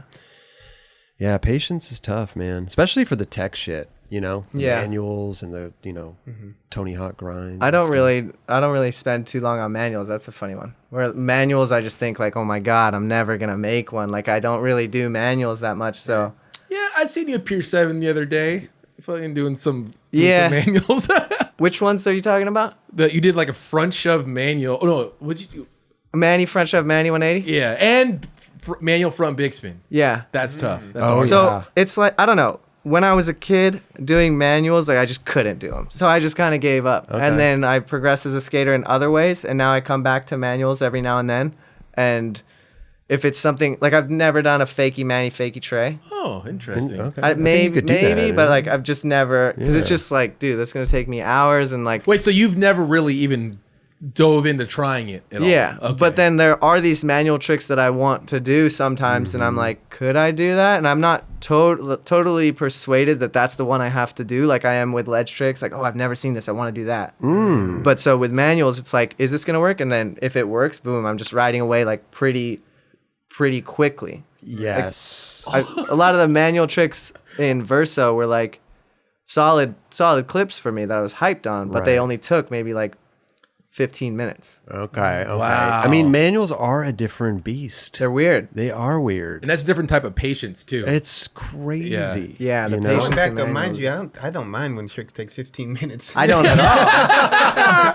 Actually, I Yeah. loved on your Instagram the other day when you did that line and you did a shove it heel flip manual front shove out, just randomly going down the Oh street. yeah, that was fun. That's bad. You did this line at the end. You did a shove it heel flip. It lands perfectly in manual on accident. On accident, yeah. And Oh, then- on flat. Yeah, and Oh, then okay. this is a shove out, and I was like, that only a really smart skateboarder could do that. I mean, especially the front shove out. Yeah, like It's like I'm Yeah. just kind of trying to do it from line to line. It was like I landed putting my Hold shit it, hold down. it. Yeah. I landed perfectly in the front shove, so I was manualing in a perfect front shove. I was like, There we go. "Charging it?" Yeah. It was yeah. pretty That's funny. amazing. Yeah, manuals are tough, man. Yeah. Manuals are tough. But, you know, and I understand that because you almost know going into a manual that it can be a battle, you know? Yeah. So you're already in that frame of mind where you're like, and you want to try the hard shit, right? Yeah. You're not just trying to do a nose wheelie nollie heel. You want to do some shit. So Yeah. you're already going into it with this like, almost like anger of like, I know this is going to take a long time right Yeah. now, you know? And for me, I think so much has been done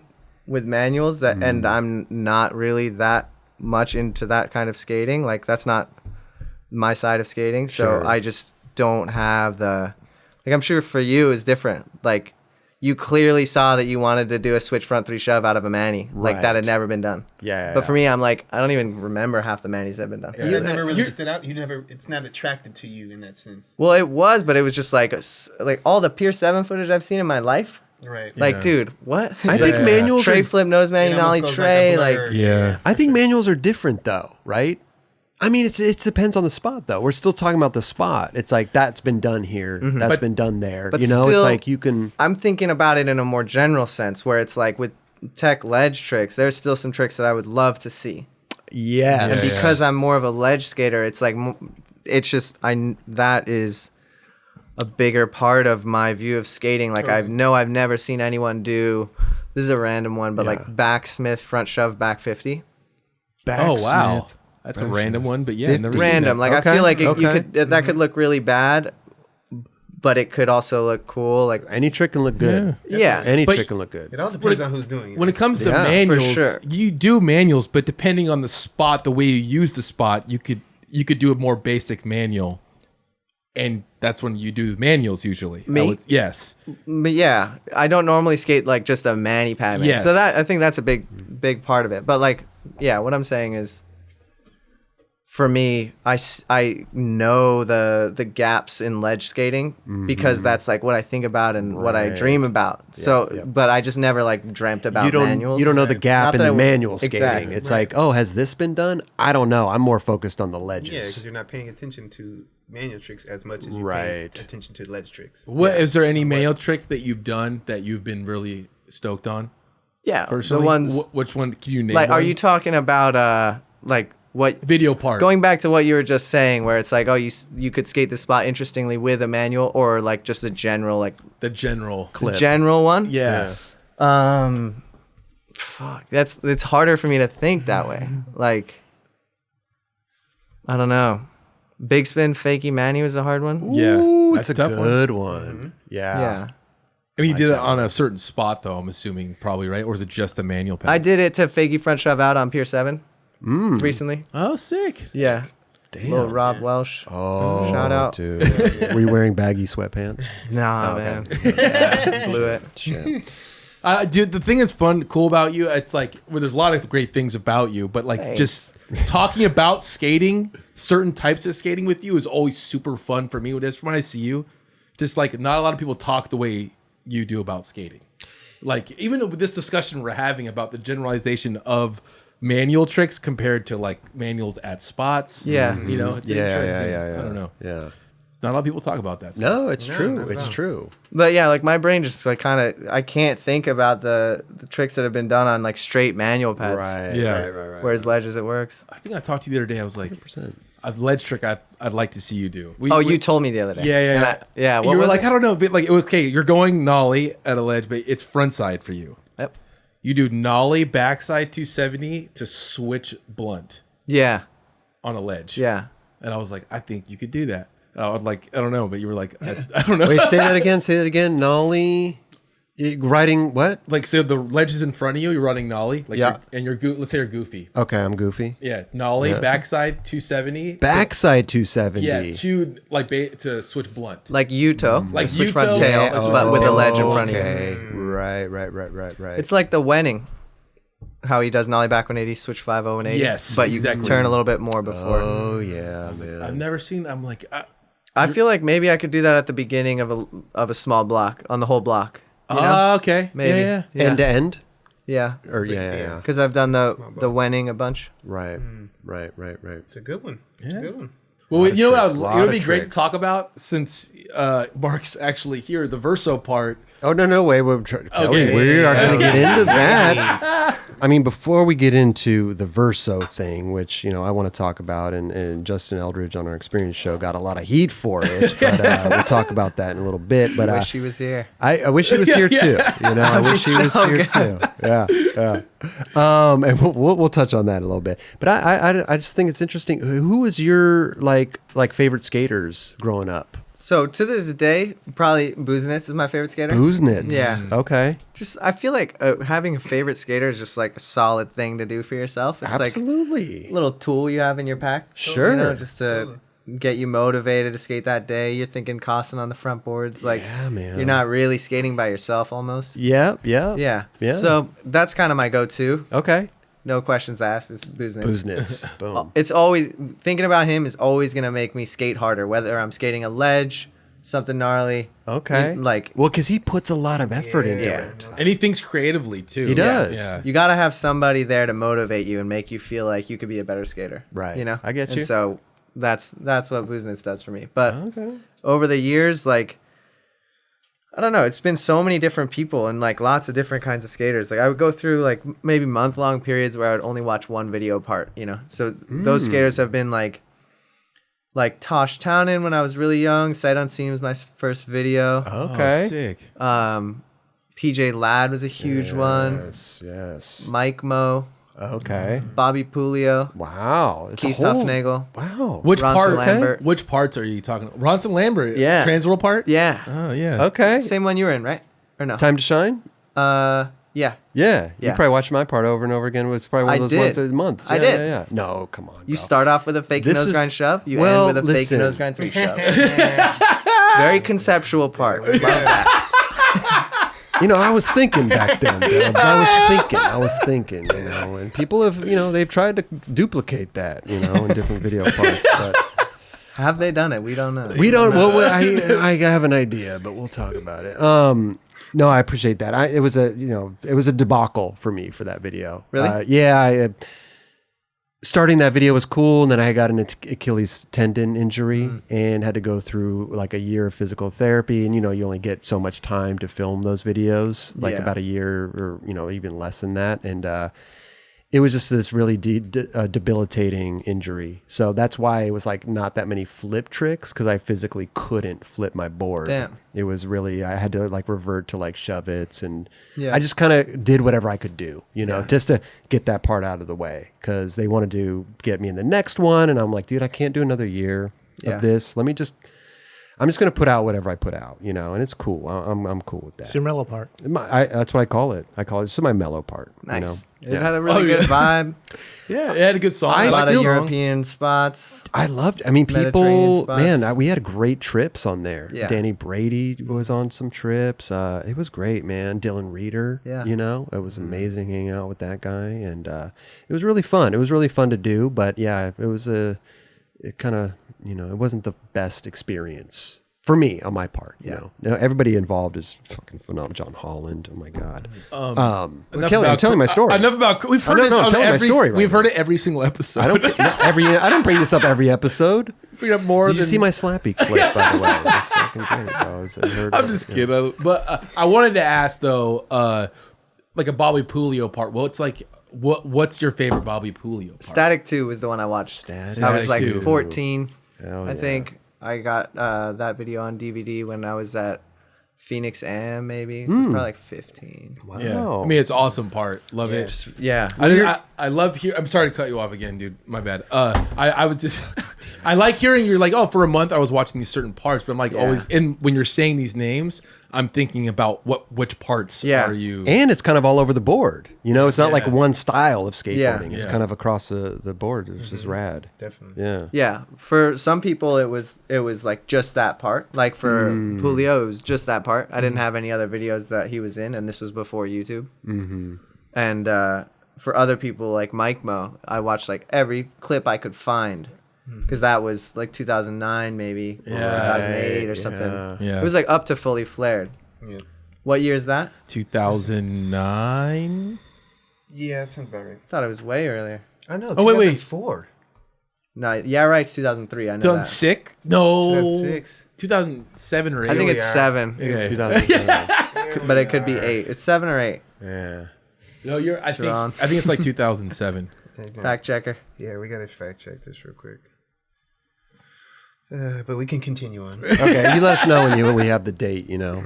But yeah, Mike Mo. It came out Fucking 2007. 2007? Okay. Thank you, Roger. Appreciate that. Yeah, so up to 2007. So I'm like 15. Up until then, I'm like, I just can't wait for this video part to come out. Mike Mo's and Fully Flared. Ooh, yeah. And I'm watching like everything I can find. Talented motherfucker. Yeah. So you were already a fan of Mike Mo before Fully Flared came out? Yeah. That's rare because Mike Mo really made his debut In that. in that Forecast video. was amazing. Yeah. I mean, too, but for not sure. really, you know. I have that whole intro memorized. I love That's that, sick. dude. So rad. But Forecast wasn't, you know, it wasn't a fully flared, right? It was a Yeah, big it was video, a but it wasn't, you know. I mean, yeah, I guess it feels like a local video still. sure. When kids were coming up, I was like, I remember seeing that video and like I could imagine a kid like your age or our age seeing it being like, oh, dude, this is a fucking this is a good video. Was Yeah. I in Forecast? Yeah, because like you might You have were been in being a there. Marine, dude.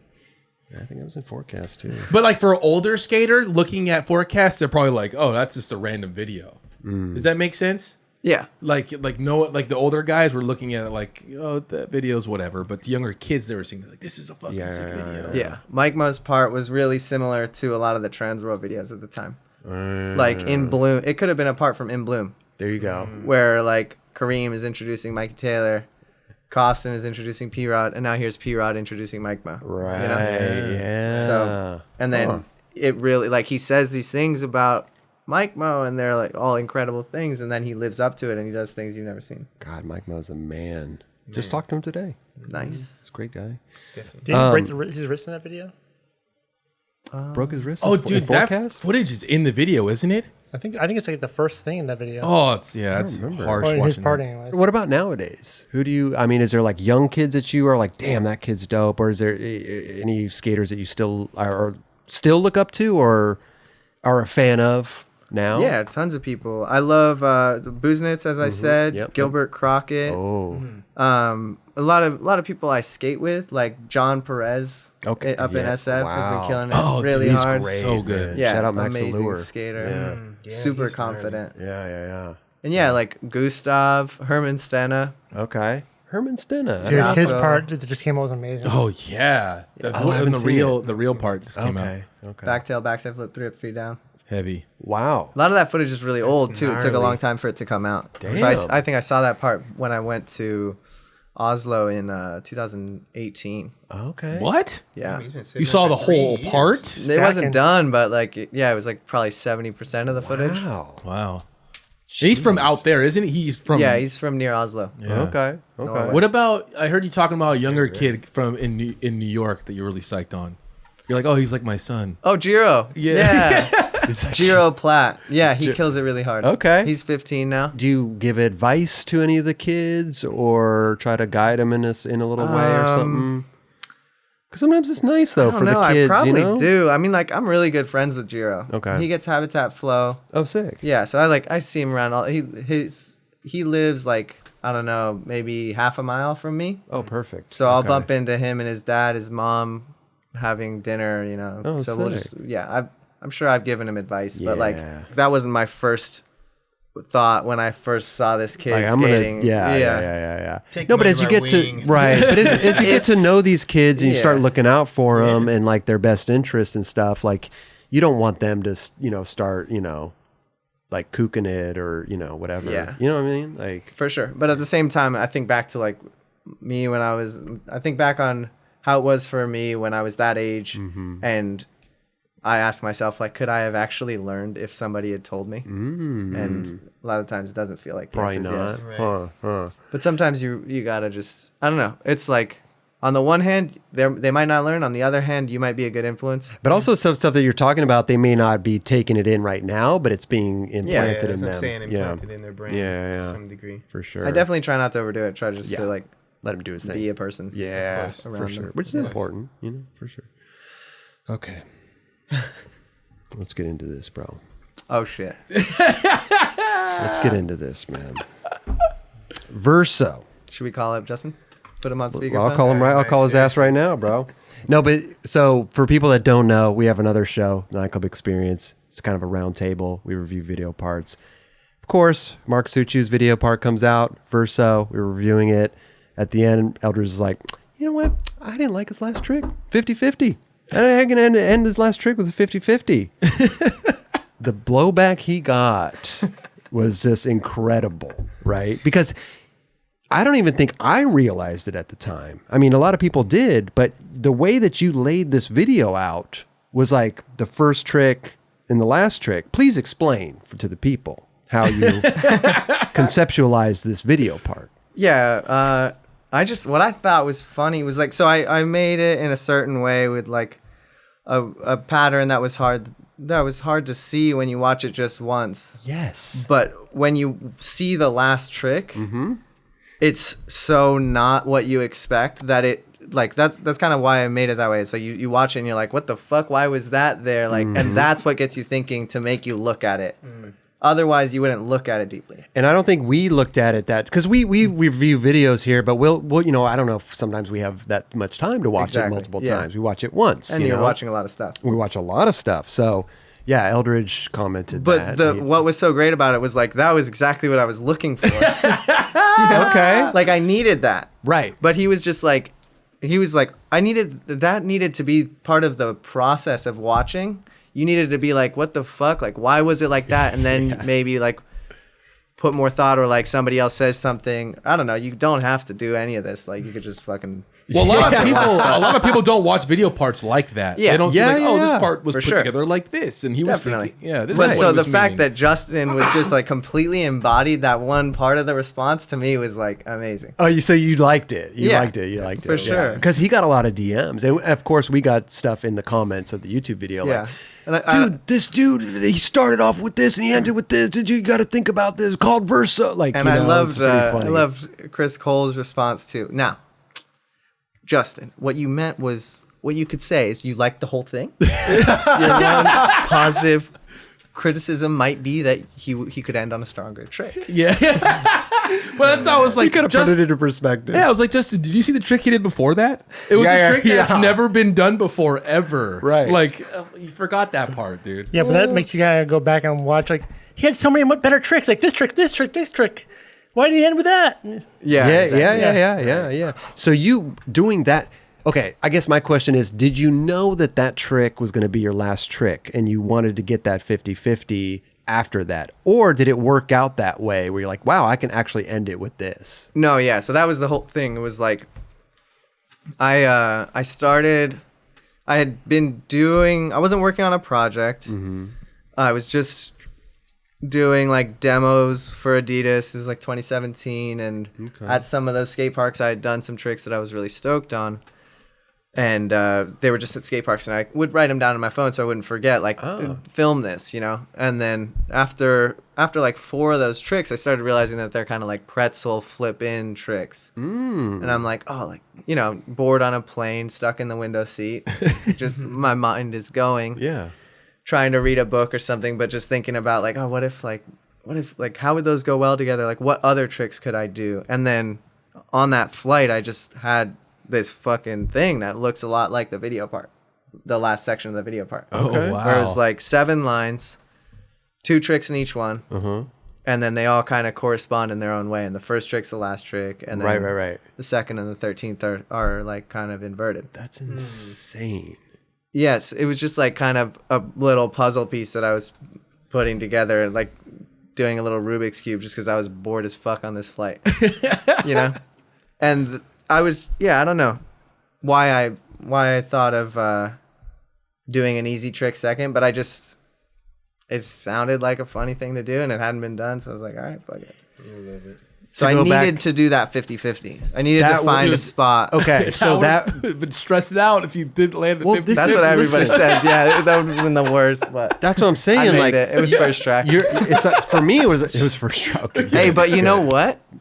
The like in the video part, when I take that push, the very last frame, you can't use any other frame. Like if you go 1 frame further, I've fallen off my board because I pushed into this huge crack. I was trying so hard to keep the board with me, but I pushed into this crack that was at an angle, and it took my board from me, and I couldn't do anything. So they had to cut it right before that. Yeah. Oh my God! It's almost like you know doing this, you know, conceptualizing this.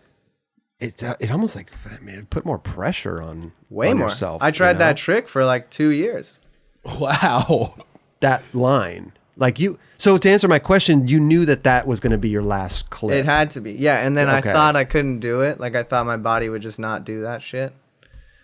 And You put yourself... Wait. Before you did the nollie back 1-8. Wait, what's the last? what's the trick? It's a nollie back heel to switch frontside 5-0. Okay. Backside 180 out. Backside 180 out. It's like a nollie heel back nose blunt, but you turn a little bit more. Right. And then the 50-50 after. Yeah. Right. So you were 2 years? Yeah. And I would say that I was trying it the most that last summer. I probably tried it like 15 times last summer. And some of the worst day was like 6 hours long of trying it straight. And you tried just at that spot? I didn't make it that day, yeah. Yeah. At the Linux ledges? Just there. No, at first I started trying, I tried 3 times at the Plaza Congresos in Madrid. Because that is a good spot for a backside than frontside, since the ledges are in different places. But that one was downhill and had a crack in the ledge. I ate a lot of shit. I bet.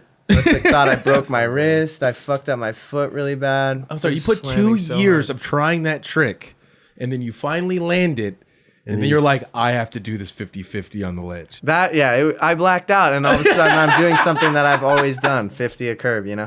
Like, I know. I blacked out and I couldn't think. It was just like happening. It's just like the most basic trick, right? But it's like almost like, oh my God, here I go.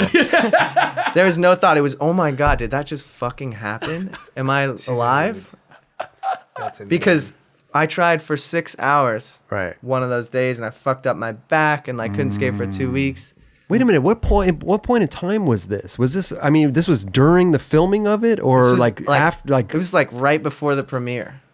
Oh wow! The premiere was in July, I think. So if you didn't even get that trick and that line, the whole video wouldn't make sense. Wouldn't have made any sense. Yeah, we were That's just some pressure, bro. Yeah. We were just gonna take out the entire last part, that last section. Oh really? And then it was gonna have this name, Verso, and it like would have just been a cool name and whatever. And it would have meant anything. If I ever did that trick, I would have released it as a single thing, a couple years down the road whenever I landed it. Wow. Just like a short. So you had plans if you didn't land it. Yeah. Because we had these 2 premieres. Like I tried as hard as I could for 6 hours straight one time. Oh my God, bro. Right before one of those premieres, and I didn't do it, and I fucked up my back, couldn't skate for a while, and it was July, and then I made it in September, and the release date was October. So it was like the very last day I could do it. But did you fuck up your back while falling on it, or because you twisted it so much? I think because I was twisting it, but just like skating so much that like 6 hours straight, straining my back. But the day that I made it was 5 tries. Shut the. The Wait a minute. You fifth turn the try. You get warmed up. You just you do it. I was fucking doing it that day. Did you skate anywhere before that?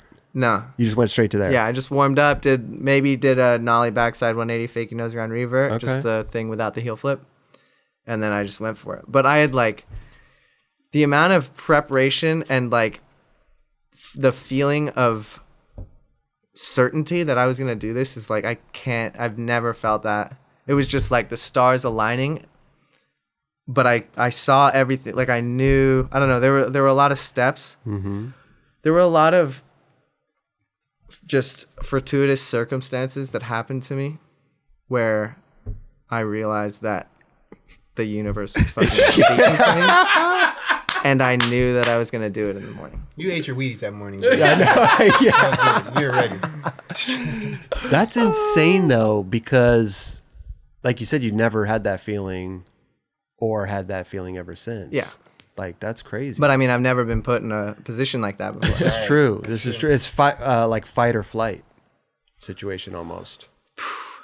I mean, you got to do it. A You had position one that last you shot put to do yourself so, into. Yeah. That's what. Well, It yeah, was- of course, but Yeah, it's real. I mean, it's the only time I've experienced something like that, and it was a lot for me. So I don't know if fight or flight, because I've felt fight or flight a lot of times. Okay. Gotcha. And I think fight or flight is the reason why you can't remember tricks when you do them, because you're like in this really intense, like you're scared, like you're grinding a big ass rail. Like, can you really remember it? No, because you're like Right. fighting with this thing, and memory is not what you're supposed to be doing at that point. True. I see You're that. supposed to be like in the moment, and I think it's something totally different. This was just Okay. like me coming to terms with the fucking stakes of my life. Like this is going to work right now. But you almost had like a premonition the night before, right? You said, Yeah. this is Yeah. tomorrow's the day. In 5 tries. Yeah, several things. Yeah. For video parts, I mean, what was it? 3 song part, or was it more? Yeah, I think it's 4 songs. 4 songs. songs. See, Let's go. You beat MJ's record. yeah, you beat MJ's record. What? Why most skaters, if they have that much footage, I feel like, oh, I'm gonna put this over time. gonna and spread this out. I have 3. I had basically 4 songs, is basically 4 video parts. Well, there were transitional songs too. Okay. It's like 2 songs with a transitional song, and then the last conceptual little section. Right. You really wanted all this footage together, like you did not The want to spread thing, it over. it was a whole. So it was like, I felt like I liked. In the video parts I had put out before, I liked Cross Continental, and that was its thing. And I liked the one when I turned pro. What's it called? Search the Horizon. Yeah. But I felt like it was just too long, and it had too many of the same tricks or something. It just like wasn't. It wasn't. We didn't edit it well enough. Okay. So that was the thing. It was like, all right, that was a solid part, but I want to just do that same kind of thing, like a big part. That was a 3-song part. Like do something like that, but just edit it better and like have more like perfection to Okay. if you can muster it. Sure. So we started off there. Okay. I thought that part was 11 minutes long. So I was like, we'll aim for that ballpark, or like get 11 minutes and then cut it down. But that part was only like 6 minutes long. So, and I never like went back and watched it. Okay. So we had 11 minutes and we cut it down, and then we just had a lot more time to film. And then it just like, maybe we had 10 minutes and it started growing a little bit when we went to edit it. Like, oh, we need a little bit more footage here or there. Right. And so then it's however long it is, 11 and a half or something. Did you, which is I've never had my whole career, I've never had 11 minutes of footage. Just to say that. Yeah. Like thinking about it, I'm like, together. man, I probably have about 15 minutes in my whole career. Like, 15, shit. I'm like at 9 minutes. But listen, now the process of that, because did you have multiple filmers or one filmer, or was it the? It was- 'cause- Go ahead. Mainly Justin Albert from the beginning to the end. Okay. And then everything in New York was with Matt Schleier. Got you. So now you're telling these guys your concept, right? Because they kind of Yeah. got to be let into Yeah. the world of what you want to do. Justin definitely, because he edited it. Okay, so Justin, and did you have a lot of editing? Were you in the editing bay also, trying to Yeah. figure out where to put stuff? He did like all the work, and then there were just some things here and there that I had in mind. You know, Okay. like, oh, I feel like that doesn't need to be slow mode. That's not hard enough. You know. Oh, okay. And then the end of it, the last section, Justin just wasn't on board. wait, what do you mean? The whole Verso section, he Yeah. just like thought. I mean, I told him this crazy, weird idea for an ender to a video part where it ends on a 50, and he basically just nudged me. He's like, Straight up, huh? he's Justin's like, thinking alike. I know. yeah, he just got nervous. He's like, dude, I really like this video part. I've never put this much work into something, and you're gonna do something that you're not sure that people are gonna fucking get. Like, Right. what? Why are we doing this? Yeah. I tried to explain it to him, and I think I just wasn't good at explaining the whole thing. Like now, Okay. people have made websites where you can see it clearly, and like, Yeah. But when did you decide you wanted during the part? When did you decide you wanted to do the Verso thing? Before it started, or like when you had a bunch of footage? before it started, I think. Okay. Well, because you said you were on the plane. That was right? 2017. Yeah. So I didn't know if you already had some footage lined up, and you were like, "Cool, I'm thinking about this part. I want to do this new thing," and then you thought about that, like while you already had this footage going already. It was like I wanted to do a nice big part after I hadn't had any real footage come out. Okay. Hadn't had a solid part since 2016 with the Way Days. Yep. And so I'm getting out of school. I want to have like something real good that I could just be stoked on and like, all right, I did that. Now I can go do other stuff. Gotcha. And so I wanted to just put out something similar to Search the Horizon, but more selective. And then I had that idea at the same time. And then I kind of took a while probably to try to figure out how they would fit together. Right. Well, how long did that period of time filming for that video? It was from the first clip was like I think New Year's Day 2017, and the last one was the last line, which was like September 2019. Wow, like 2.5 years. 2.5 years. Wow. That's amazing. But I was man. still in school when I got that clip at the beginning of 2017, and we didn't know what we were filming for yet. It was just like another clip. Right. Yeah. Well, congratulations on that, Thank bro. you. So when you released it, right, did you get the impression that nobody got it, or were you getting people like, "Hey, I got that. I know what you were doing there. I see that." Like, how was the reaction? I felt like it was an awesome reaction. So I knew going into it like this is weird as fuck. Like maybe this is a stupid idea. Like do skaters need to see this? Like, do I need to put this together in this way? Well, you can't explain anything either unless you post an Instagram. Oh thing yeah, or I'm something, not. you I know? was It's not like, gonna yeah, explain yeah. it. That's why I didn't want to do a 9 Club like right after it came out because I didn't want to be like, oh, this is what. Yeah, It's like. yeah. Let me explain myself. Let that marinate for a little Yeah. bit. Right. Now you're here. Even now, like I'm stoked that people will just watch it and like not really pay attention to it and still send me a DM saying like they love the video. You know, Right. like I love that it doesn't have to be seen the way I made it. Either or, right? The last part is just a lot of like confusing tech shit that just like flits by really quick, and for some people they don't care about the 50 being the ender. Like it's still a lot of stuff, and they're Right. like, whoa, that was so much shit. Right. Yeah. And whatever, they like the music or something like that. It's just like the overall vibe. Like I love that it could be watched that way. But before I put out the part, I thought maybe this is stupid because I know that such a small percentage of people are going to really see what I'm putting down. Like I don't know if I would have seen it. Right. Yeah. Like I'm behind the scenes. I know the whole thing. Yeah. But like, would I get it? I don't know. But I was thinking like, all right, maybe like 1% of the people who watch it are gonna get it. Okay. What I didn't realize was that once that 1% got it, then they would like, it was a riddle to be solved, and then boom, tell everybody. it's out, and then everybody knows that there was a riddle, there was an answer, and then it's out there, and people talk about it. I mean, there are obviously some people who are not in like the skate world to that extent, and will just watch this one video on YouTube. But Sure.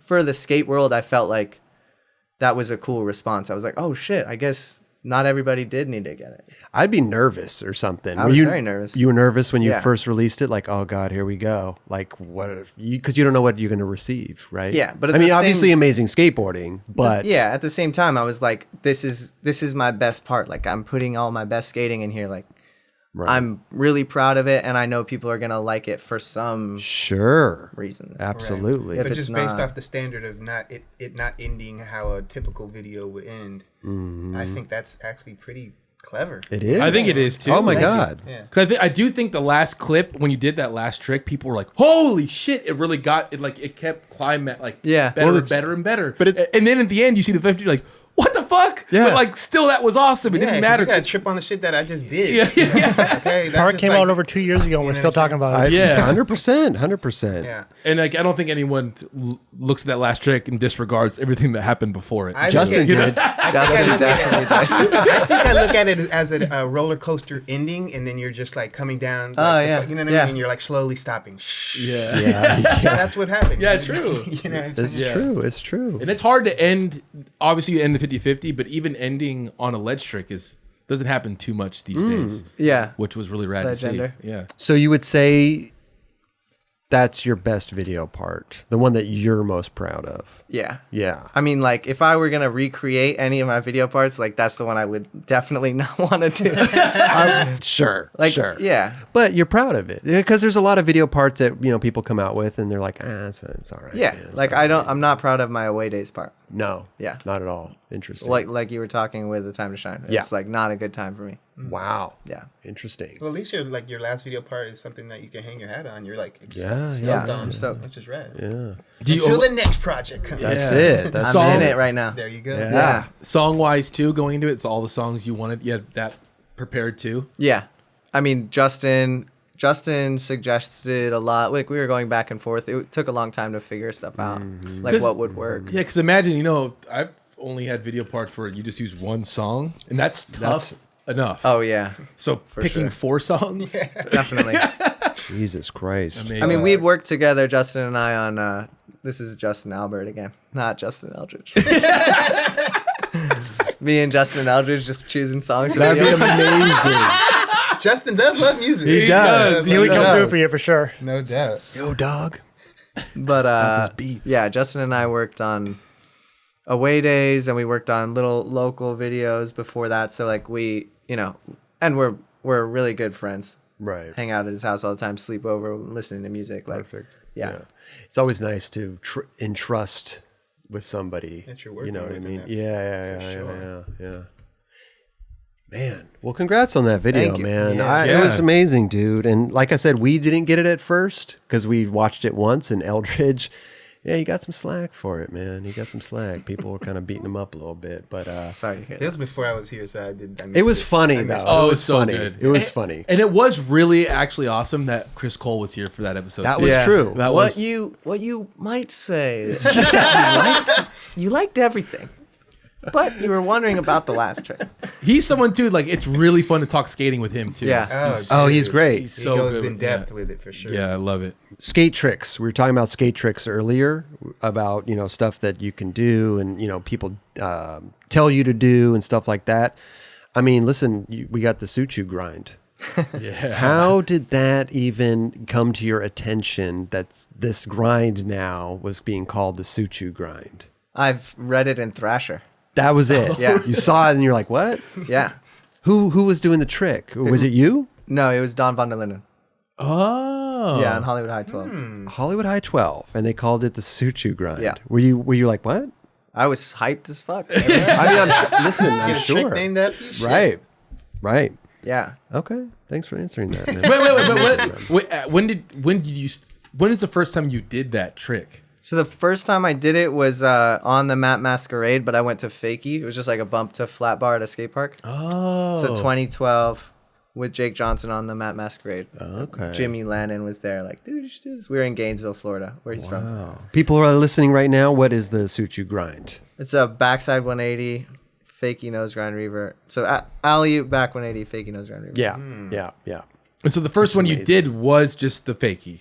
Yeah. So you just So that was like a trick that I wanted to learn, and I did it on that, and it was just a bumped apart a skate park, and I thought like, oh, it'd be super sick to come back to straight. Right. And I don't know, like I think it was 20. Yeah, it was probably pretty soon after that.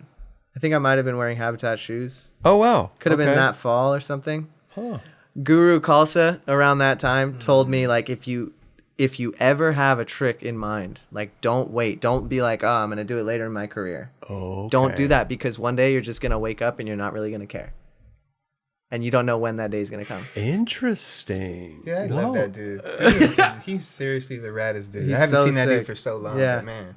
That's Oh, he was on super insightful. DVS, right? Yeah. Wow, Went on a sick. few No, trips with him. dude, I never met him, but fucking rad. Great So dude. that resonated with you? Well, I just believed him. I don't know. He was He's a guru. Yeah. he Straight was I mean, my listen. guru. No, so yeah, he was just.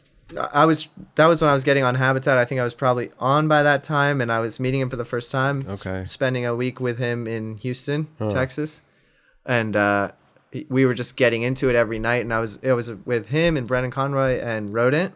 Yeah. And these dudes Rodent's were the like, best. all three of those guys are insane characters. Yeah. Especially Rodent. Rodent Yeah. is great. And Rodent, I was like, dude knew everything. I was like, what are you, like, an encyclopedia? Yeah, being yeah. 18, hanging out with him, I was like, holy shit. And Very intense. Yeah. we were hanging Very out. intense guy. We were hanging out all night and skating these spots till super late. And I'm like, just with them all the time. And Guru says some deep shit to me, and it stuck with me. Wow. Okay. And it happened to me. I got burnt out on skating, and I was like, not really. Yeah. sure. Yeah. Oh, this was before Yeah, you it was got before burned that. out? Yeah, Oh, I was like okay, 18 when I was hanging out with Guru and Rodent. I mean, I skated with Rodent forever. I still skate with Hey, him now. going back to what we were talking about in the beginning of the episode, you stopped skating, going to college and everything. How did your sponsors kind of feel? Did you have to tell everybody, like, hey, this is what I plan on doing, like right now, blah, blah, blah? Well, let me get back to that in one second. Please. Great question. Please. But with that, yes, with Guru saying that to me about tricks in general, I did the backside 180 fakie nose grind in Gainesville on a bump to bar at a skate park. And then I think what Guru said to me just stuck in my mind, and I was like, all right, I gotta fucking do this soon. So I found the smallest rail I could, that rail near Philly that Papalardo and Wenning skated, Yep. little black rail. Up by King of Prussia. Yeah, King of Prussia, and it's like knee high, but still very stackable. Okay. Okay. Jeremy Rogers skated it naked. Yes. Ah, yes. Yeah. Yeah, and I tried it one night on that, and I think I got it the first night, but it took me hours and hours. And then I did it and wrote it, shot the photo as the cover of the Skateboard mag for my Year's Best Am feature. Okay. And he was like, dude, you fucking did it. You did it. That's your trick now. You're the first one to do it on a handrail. Like, you got to name that shit. And I was so tired, just like so excited and exhausted. And I'm like, Rodent is just fucking on one. And I'm Yeah. like, dude, whatever. Like, I did this trick. I'm so excited. He's like, you got to name it. And I'm putting the generator in the trunk, and my Honda that I was driving at the time, my Honda Accord, said the name of the dealership where I got it. It said Sunnyvale Hopkins. Okay. And so I said, it's the Hopkins. Hopkins.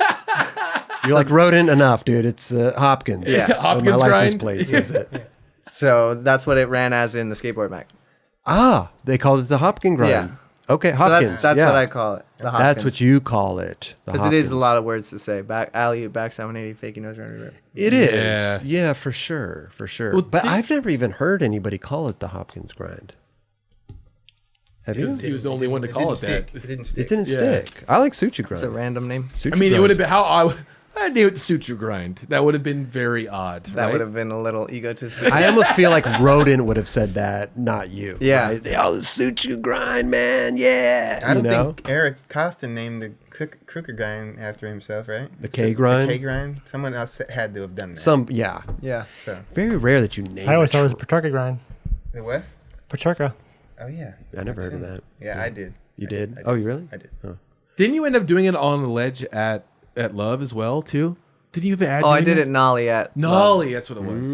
Yeah. In the Sabotage 3 video. Well, listen, you have a trick named after you, dude. Not that many people have that. It's crazy. Yeah. No, for real. The only Yeah. thing it's Dude. actually it's good, but it sucks is because you don't hear it that much because it's so hard.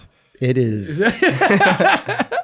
At least Utah's out here doing it. Twist. You got Yeah. You have the Smith grind. You know what I mean? Like all these names Yeah, are like dude. Barley grind. Yeah. Yeah. Suciu grind. Wow. Yeah, amazing, dude. Amazing. Congrats Thanks. on that, man. Got a trick named after you. Hell yeah. Sodi? What's going on? This year. Sure. Yeah. I have like one video part coming out. That's all you need, bro. You're going to put it out late November. You're good, You bro. never know. You never You know. never know. Do you ever try to make a push? You don't seem like that kind of guy. I Like, did. I tried that year, 2019. Did you? Okay. Because it was kind of like they were talking about it. I knew about it. You know, Okay. You they were were on like, the list. we want you to come on trips this year. They're gassing you up.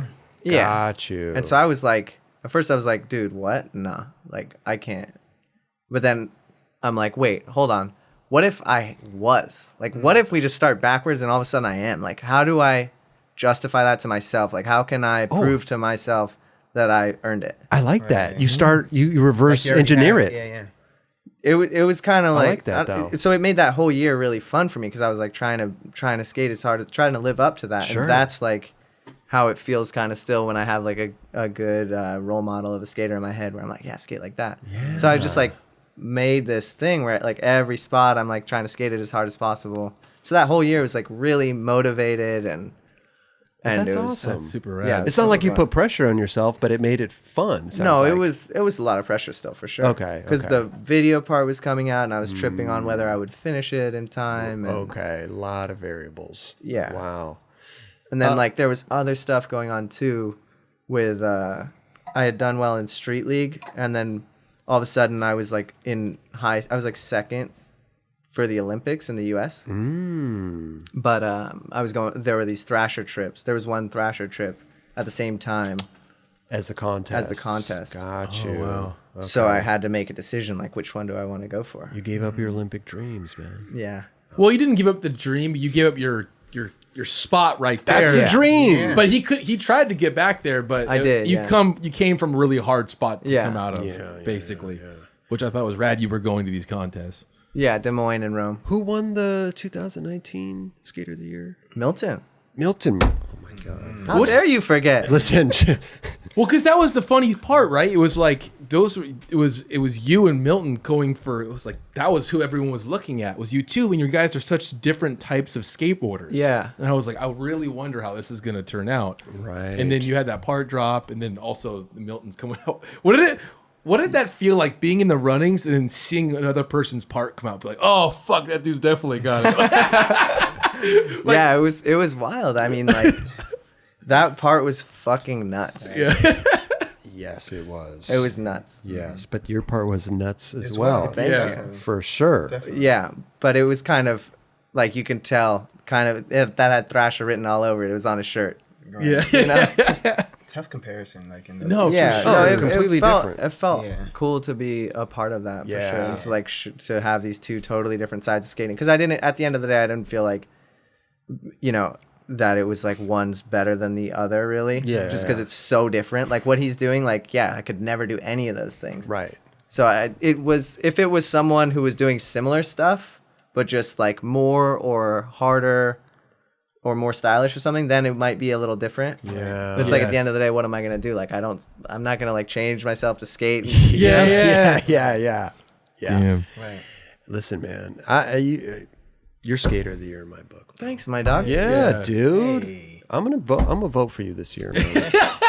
The name will be. his Did name you will not be vote on for the him that list. year? Did you not vote for him that I year? never vote. I just whoever wins, dude. Okay, I'm not really. I would hate that. I would hate that job. I would hate to Picking pick it? Skater of the Year. I think that's the most burdenous thing, if that's even a word. Like, I just couldn't do that. Yeah. I couldn't choose who that is. Yeah. Because people do so many different things. It was like, remember the Louis Lopez one just a year or two ago? It was like like Louis Lopez, Jamie Foy. Jamie Yeah. Foy, it Tiago was that year, Tiago. too. Like, Yeah.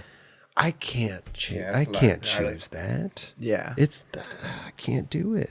Let me ask a question too. When that year, when it went down and you found out Milton won, was there a conversation afterward that they reached out to you like, hey, you know that you were really close, but No, I thought that was funny too. really? Yeah, there was no conversation.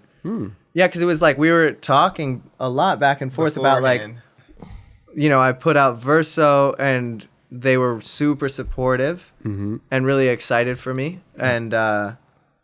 And then I had other video parts come out after that we had to schedule. So we were talking a ton. And then Okay. and then like I learned at the same time as everybody else on Instagram. Okay. You know? And And then I didn't talk to him for a couple months. it just went silent. Yeah. Ah. Which was fine. I Little didn't have to little have any- courtesy call or little something. follow-up Little- conversation. Little email or something. You know? just giving me space. They thought maybe I'm bummed or like it would be awkward if we Right. talked. Like I Right. said, it's a hard thing to do to Yeah. pick that, you Yeah. know? Man, I couldn't do it. I couldn't do it. Let the public decide, you know? But they don't Well, have they to- do a don't- great job, dude. I mean, to be honest. They do a phenomenal job. yeah, I just yeah. I couldn't do it. But they don't let the public decide, though, do they? They do It'd polls. be Rodney Mullen every year. I know they That's do what I'm polls. saying. If they did, They do polls, but I don't think the polls matter. I Yeah. think they already- do. I think if I who heard plays there was definitely a year where it was like they wanted somebody to win, and then the polls were like so much in someone else's favor that they're like, ah. That's a good way to do it too. Yeah. Like you have these people in mind and then the polls kind of put that over the edge a little bit. Yeah. Right. Huh. I've been trying, dude. Mark, I've tried to make a couple runs for it. Man, Dude, You're running the wrong way, dude. I know. But dude, you gotta get on when the people that are listed on there were the contenders. I've never even been a contender. I know. What's I'm up with- trying to make. Listen, I start too late. You know. In the year, you Yeah. forget that you're hungover. You're like, ah. Well, last year I kept saying late November, right? Because I wanted to get it right on their radar Yeah. right before they chose. You know. But then I didn't put a clip out. And it was too late. Put a clip. When Not did that even part, slappy a clip come out? That's what I was hoping. I was banking on that slapping clip. You didn't put it out at the right time. No, That was in early January. that should have waited. Because I think about that too. I'm like, man, like these skaters, you know, some people, I mean, what did Mason Silva do? He put out like 4 or 5 parts Throughout the in year. one year, Yeah. you know, and it's like, Psycho. cool, man. Like, but if you start at a certain time in the year, like, are those parts forgotten about by the time you get to? Not at all. Depends on Not the at quality. all. Of the That's what footage. that's what I Still in think the about year. though. That's what I think about. Well, you he know? puts out the ones that are not as amazing at the beginning of the year. Yeah, they look back and be like, dude, So you did you're- all these parts. Remember they get that part in the beginning of the year. Yeah. And it can't- So they would have remembered my clip. but you never put anything else out. That's true. They were waiting for more. Wasn't enough. You got to take him on a ride, dude. Mason's Took them on put a out ride of something. silence. Mason's putting out something strong in the beginning, and then I mean, it's good in the middle, and they're like, and at the end of the year, he puts out something banger, that Spitfire part, Yeah. and they're looking, oh, all the shit beforehand was Yeah. amazing, and that Yeah. covered And all you want bases. probably every trip they asked him to go on. Done. Yeah, Oh, of course, of course. I don't know, things I think about. You know, I'm just. I bet it's funny too. The Thrasher, they're all looking, like, listening to this. If they are, I don't know, but they're just like, they have no idea what it's like, you know. Oh, for sure, for sure. People talk about the 9 Club all the time. I'm like, you have no idea. Dude. You have no clue, dude. But we're fans. We're fans of Thrasher and what they do over there. It's fucking amazing, bro. They're the best. They're the best. Yeah. Yeah, The Bible. I do know Tony Vitello listens to it because he texted me the other day. DM, no, not a DM. He sent me a link of the He Hears Us thing. Oh, Dan Plunkett. Yeah. He hears us falling over the Fort Miley thing. They did a skate mental thing. And I just for the missed it. caption, they put like, because it was a skit. Like he It was- fell over and then there was a. They acted like he fell over. Yeah, he went down to get his board, and then like Brad asked him like to lay on the ground, and they kind of like poked over like videotaping it, and then like posted it as like he hears us, pray for him. Yeah, hashtag he hears us. Oh my god. Because like there were dude, some it's water incredible. companies saying something like that, and they were donating money to like some sort of cause, and they weren't donating the money to the cause. Yeah. It was like a scandal It or was like a something. scandal, so they were making fun of that. So yeah, I think that I think you'll be skater of the year one of these days. You know, Thank you. No, for sure, because I mean you're super talented. You think about skating in a different way. I think just the tricks that you do and the way that you go about stuff. It's rad. I could never think about skating like that. I'm very what do they call it? Like not too hammer oriented. hammer oriented. Yeah. Like big rails, kind of just like one after another. That's a trap. Well, listen. No, not like two-dimensional. I just think about it in a different way, you know, like very, I don't know the word I'm looking for, man. I need another coffee. I don't know. I just don't think of it in a different way. Like I hear about people like you talking about skateboarding and I'm like, wow, I wish I was that like critical thinking about skateboarding, but I'm not. I'm just thinking about this trick and this whatever, you know, I'm not really putting too much thought into all that stuff, you know, like having a video part that the Verso and all that stuff, like I don't see it, you know, I don't see it that way. Got to spend more time on airplanes. You don't travel that much, Yeah, Chris. True. I don't. Not anymore. Not anymore. Well, I wanted to ask something too, because you were mentioning the Olympic thing and the contest street league. There is street leagues and contests going on now. Now that the world's open back up. Yeah. Do you see yourself trying to be on the Olympic team for USA for the next Olympics? No, Why not? because it's so far away, and if I 3 years. It's really not that far. Yeah, but like I don't know. It's just that's a lot.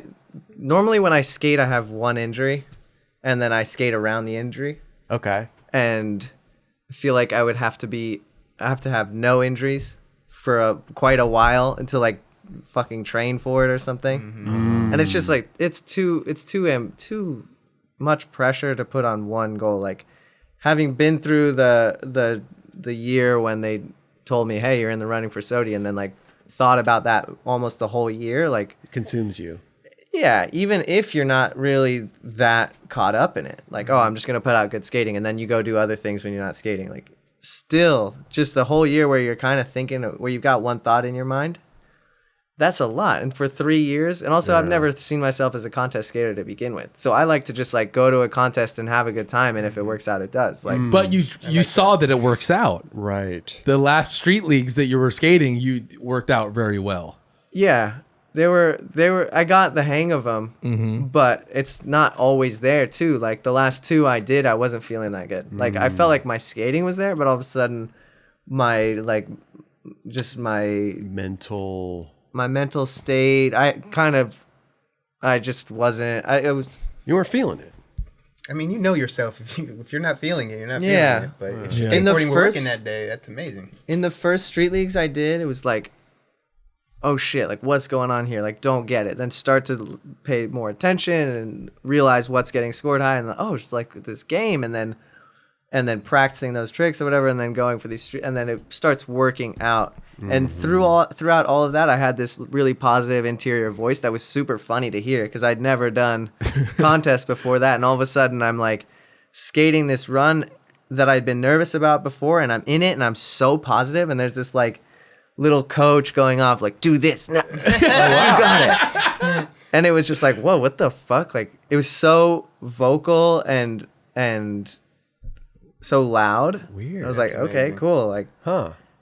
I'm just in the zone, I guess. Little And I kind of inner coach. Yeah. Coaching you through it this. was super funny. Huh. Because there is a science to the street leagues and the scoring and what tricks you need to do. Yeah. So it's kind of there's a lot of thought that gets put into that. Yeah. You know, what tricks and how to get those points. And that I can work with. Right. But the mental attitude that was like at the beginning, just I was super positive about it all and really self-confident.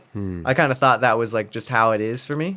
But then all of a sudden I do these the one in Des Moines this May and the one in Rome in June, and it just wasn't there. I was like Coach took a vacation. I was like talking shit on myself. Really? The coach turned into an asshole. Yeah. The asshole's not making me work harder. I was like, don't fuck this up. Oh no. It was just totally different. So I'm like, okay, like, you know, Well, did you- that's some people interesting. have that. That's Some people interesting. have that all the time. They're like, they Yeah. never question it. And that's the part of skating contests that's really hard. It's like meditation. You have to keep the one thought throughout the whole thing. You have to think nothing but like positive thoughts and how you're going to land this be trick in and it. shit. Well, listen, I mean, even in the streets, you start second guessing yourself, you know? You're Yeah. setting yourself up for disaster, Yeah. you know? You start But- getting all fucking weird. In the street leagues beforehand, there was no pressure of that whole thing, the Olympic thing, really. At that point, there was talks about it, Yeah. but there was not like you. But then There's the Des still Moines, so much pressure anyway. there was because it was kind of your first. That's a big crowds that especially in crowd. Brazil was like psycho. But going into the Des Moines and Rome thing, that's like, okay, I have to do this if I want to go. Yeah. It's a lot more And I didn't even pressure. know if I wanted to be in the Olympics. Yeah. Yeah. You know, it was always like before I considered being in them or realized that I had some small chance to be in them, I thought that's kind of whack, the Olympics being skating. Got you. And then when the question started getting floated around, like, would you do it if you could? Like, fuck yeah, I guess so. Like, represent your country. You know, that thought started playing out. Right. And I was like, yeah, I'll try for this. But then I still, those two sides of the same coin were in my head the whole way through. So it was never like, oh, I want to do this for sure. This is what my life has been culminating towards. Like, it was kind of just like, I'm doing this because it would be crazy if I did it. But that's not. Right. I thought it would have been amazing as like the core skateboard scene to see someone like you on the podium. Oh would my have been God. like, yes, that's who we want representing us. Like that, the people, dude. You tell everyone that's up there, Yeah.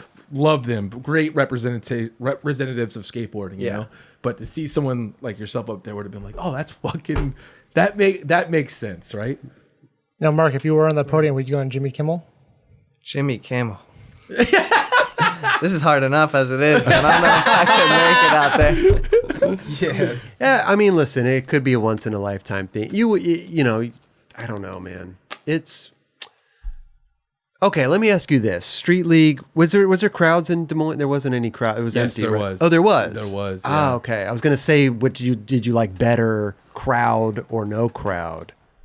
I think I like crowd more because Interesting. I think it made it. I don't know, made it more Energy. Yeah, energy.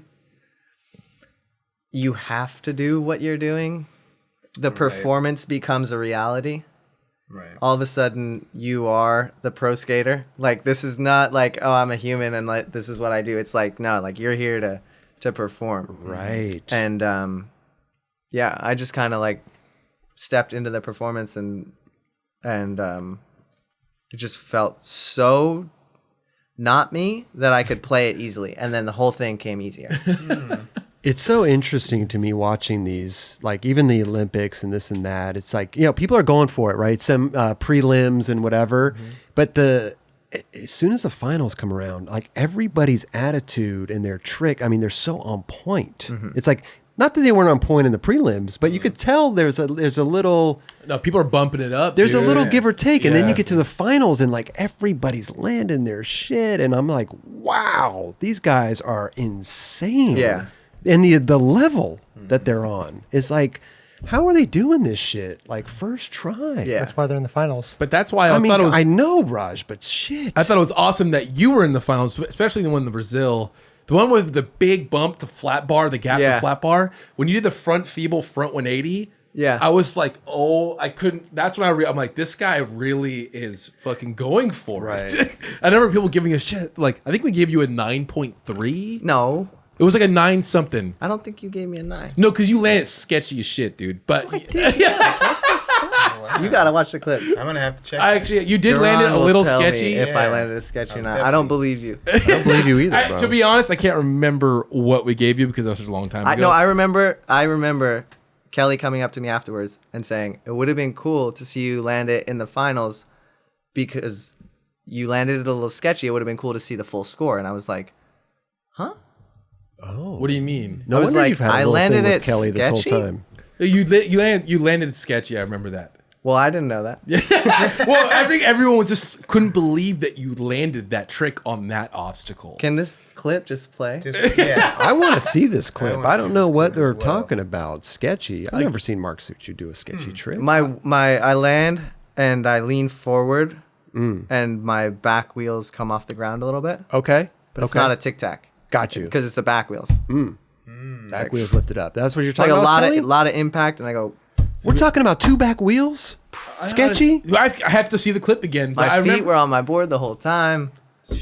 This guy. No. Listen, I see now Kevin, why he's bro. in the other room. Hey, Why- would you yeah. you would have used that clip in the streets? Do you want us to send him home? I don't know. I'll send him home right now. See, you want us that's to what send I'm him talking home?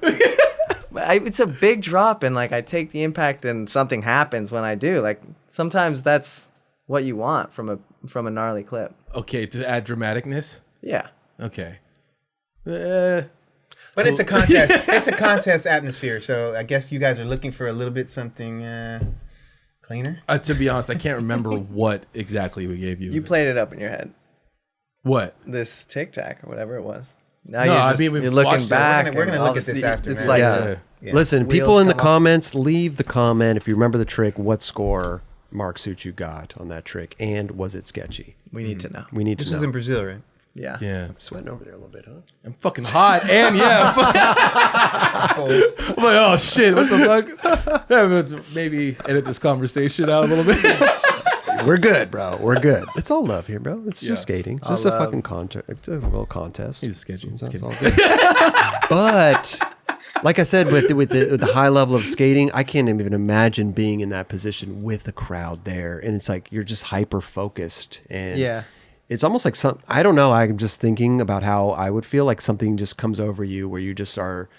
You're just determined or something. It's Yeah. it's more than just trying a trick in the streets. It's like this other realm of like reality almost. It is weird shit that happens in your brain, that's for sure. It's bizarre. The first real contest that I did that I did where it like really came into my head was Silas's contest, the Grotto Lotto, where you skate for like 15 minutes, and that was like it was a real contest, a real pro contest, but it was just a lot of like insiders and no crowds really, and it was just basically homies, and it was this fucking voice just kicked on in my head, and I was like, okay, here we go. Isn't that weird? Because you're not hearing that voice out in the streets, right?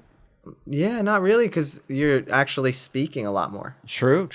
You're talking to your friend. You know, you're saying, "Am I good to go? Are there cars? Right. Damn, this try. What do you think? Should I blah blah blah?" It's like more.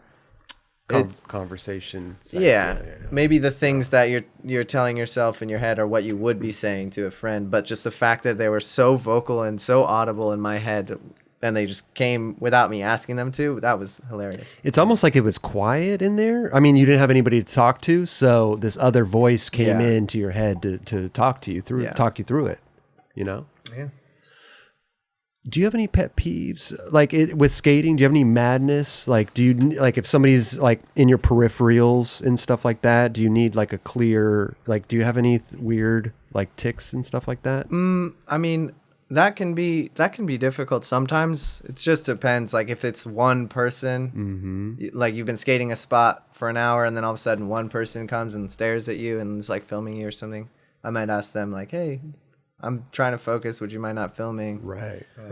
Could you stand if you want to watch? Like, thank you. Could you stand over here so I could just, you know?" Sure. So that that seems would be normal, hard, though. but like skating in New York, there's a lot of crowds all the time, so it's kind of like you're skating in the street in between cars. Yeah. Like, it's hard to like. Like, Cabby, can you back up a little bit? Right. Then they're like, "The fuck are you talking about? Back up." Fuck outta here. Yeah, the fuck out of here. Do you have a favorite city that you like to skate? I love skating in New York. I love skating in London.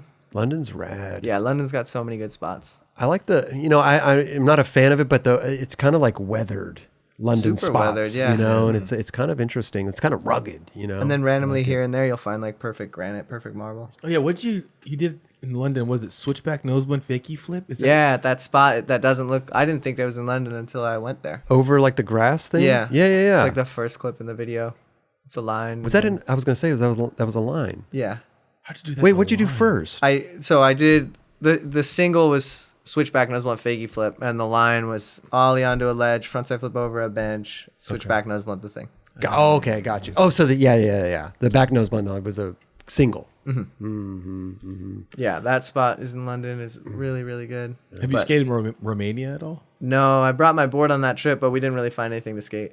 We were mostly going around to like rural towns and castles. Okay, and- that's cool though. Yeah. It's nice to be a tourist sometimes. oh yeah. You When know I- Dracula's castle? Dracula. Yeah, I think we went to that one. Sometimes I feel like traveling the world. I think we spoke on it a little bit before, but it's we don't get to do a lot of the times of travel like the tourist stuff. Like Yeah. I went to Paris not so many, but I went there a few times and never went to the Eiffel Tower. Never did Yeah. like tourist stuff. Saw it from a distance. But it's rare that you get to go out and experience the city. is, yeah. But it's also cool that we get to experience these cities and these countries through the eyes of like a local because we have the tour guides. Here's the bars you go to. So it's kind of a double-edged sword almost. It is, You know yeah. what I mean? Sometimes if you can, getting a nice day to yourself, if you can plan it, maybe get the flight a day later or something, or just like, oh, I'm sore, like I really need to take a rest day and go around and see the sights. But yeah, recently we were in Rome together for that contest, and for that trip I was just like, I'm not doing any sightseeing. I'm not putting that pressure on myself. Right. Sometimes it can be nice to not go to the Eiffel Tower, That's true. That's true. You're still in Paris. You're still like having amazing food and just experiencing the different street culture. Totally. You've had escargot before? Maybe when I was a kid. It's delicious. Yeah. I never thought I'd All like that garlic escargot. and Dude, the salt. dip and Butter. oh my God, bro. I was scared to try it at first. Eating snails? Yeah. Delicious, I never tried man. Oh, I asked for seconds. I was like, yo, bring another thing over here. You went to school in Philly, right? Yeah, I went to Temple University. In You went to Philly. Temple. Yeah. Because that's like a really dope school to Very skate. prestigious fucking school as well. Yeah. You know. But you started skating with the Sabotage dudes a bunch. At what point were you skating with them if you weren't really like towards the end of your college? Did you start skating with in them? 2010, I went to Philly for the first time. That's the year I graduated and graduated high school. And I went there for 2 weeks, stayed with Aunt Travis, and was like, this is the sickest place ever. I gotta come back. So then 2011, 2012, I drove across the country and stayed there for 3 months at a time, and then would go on other little trips here and there. And yeah, I was just like, this is the city I want to live in. Like, if I'm going to move out of my parents' house, I want to go here. But then around the same time, that's when I kind of got burnt out and wanted to see, like, all right, can I do something else? Want to go to school, but do I really want to do this? And so that being on the fence, I was like, I'll go to Temple because it's right near Love. It's in this city that I already know pretty well. And it's got skating and I can study at the same time. So I can see if I don't like school, I could just skate. Got you. You have an out. Yeah. So that's what I did. And I was skating with the Sabotage dudes like up until that time, really. Okay. So when I was staying there for months at a time, I was filming with Penny. Oh, okay. He filmed the Hopkins grind in King of Prussia. The Hopkins grind. The And Suciu grind. yeah, then Sabotage 3 came out in 2013. That's the year that I went to school. Okay. And then I had a part in Sabotage 4 when I was going to school, but it was like just a couple clips here and there. Got you. And you could tell, like, oh, I'm not skate. It's not. It's all ledges. It's just like Love Park and Muni, basically. That's pretty awesome. You got to skate Love when it was still there. Dude. Yeah. I went there once. One of my biggest kind of regrets in skating, not being able to skate there, you know. Yeah. Iconic. He skated the gap too. Ugh, shove it, heel flip the gap. I loved all the footage they put out recently on Thrasher Oh, about yeah, all the raw clips. Yeah. That was super good. Something about the raw clips. It's really fun to watch. Yeah. I like that a lot. I like that shit. Going back to school really quick, did you apply to a lot of schools and get accepted into a lot of schools? I think I just applied to Temple. Oh, that's it? Yeah. Oh, and you got in? Yeah. Perfect. I went to school in Philly because I was like, do I really want to go to school? And then I went and I was like, this is amazing. I want to keep doing this. Okay. So at the 2-year mark, and I kind of planned this out, I was like, if I really like it, I'm going to go to school somewhere else and do full time, like in a place where You're not distracted where by I'm skateboarding. where I'm not as stoked to skate. Okay. And so I applied to schools in I applied to Brown, which is in Rhode Island, right? Okay. And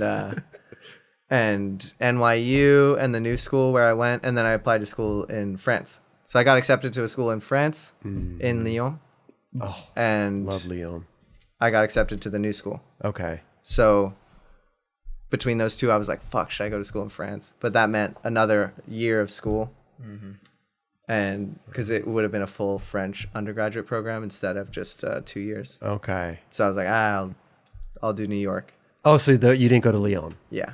but you went to another. I went to New York, and then from those 2 years at the new school, I did one study abroad semester in France. in Paris. Yeah. In Paris. Got you.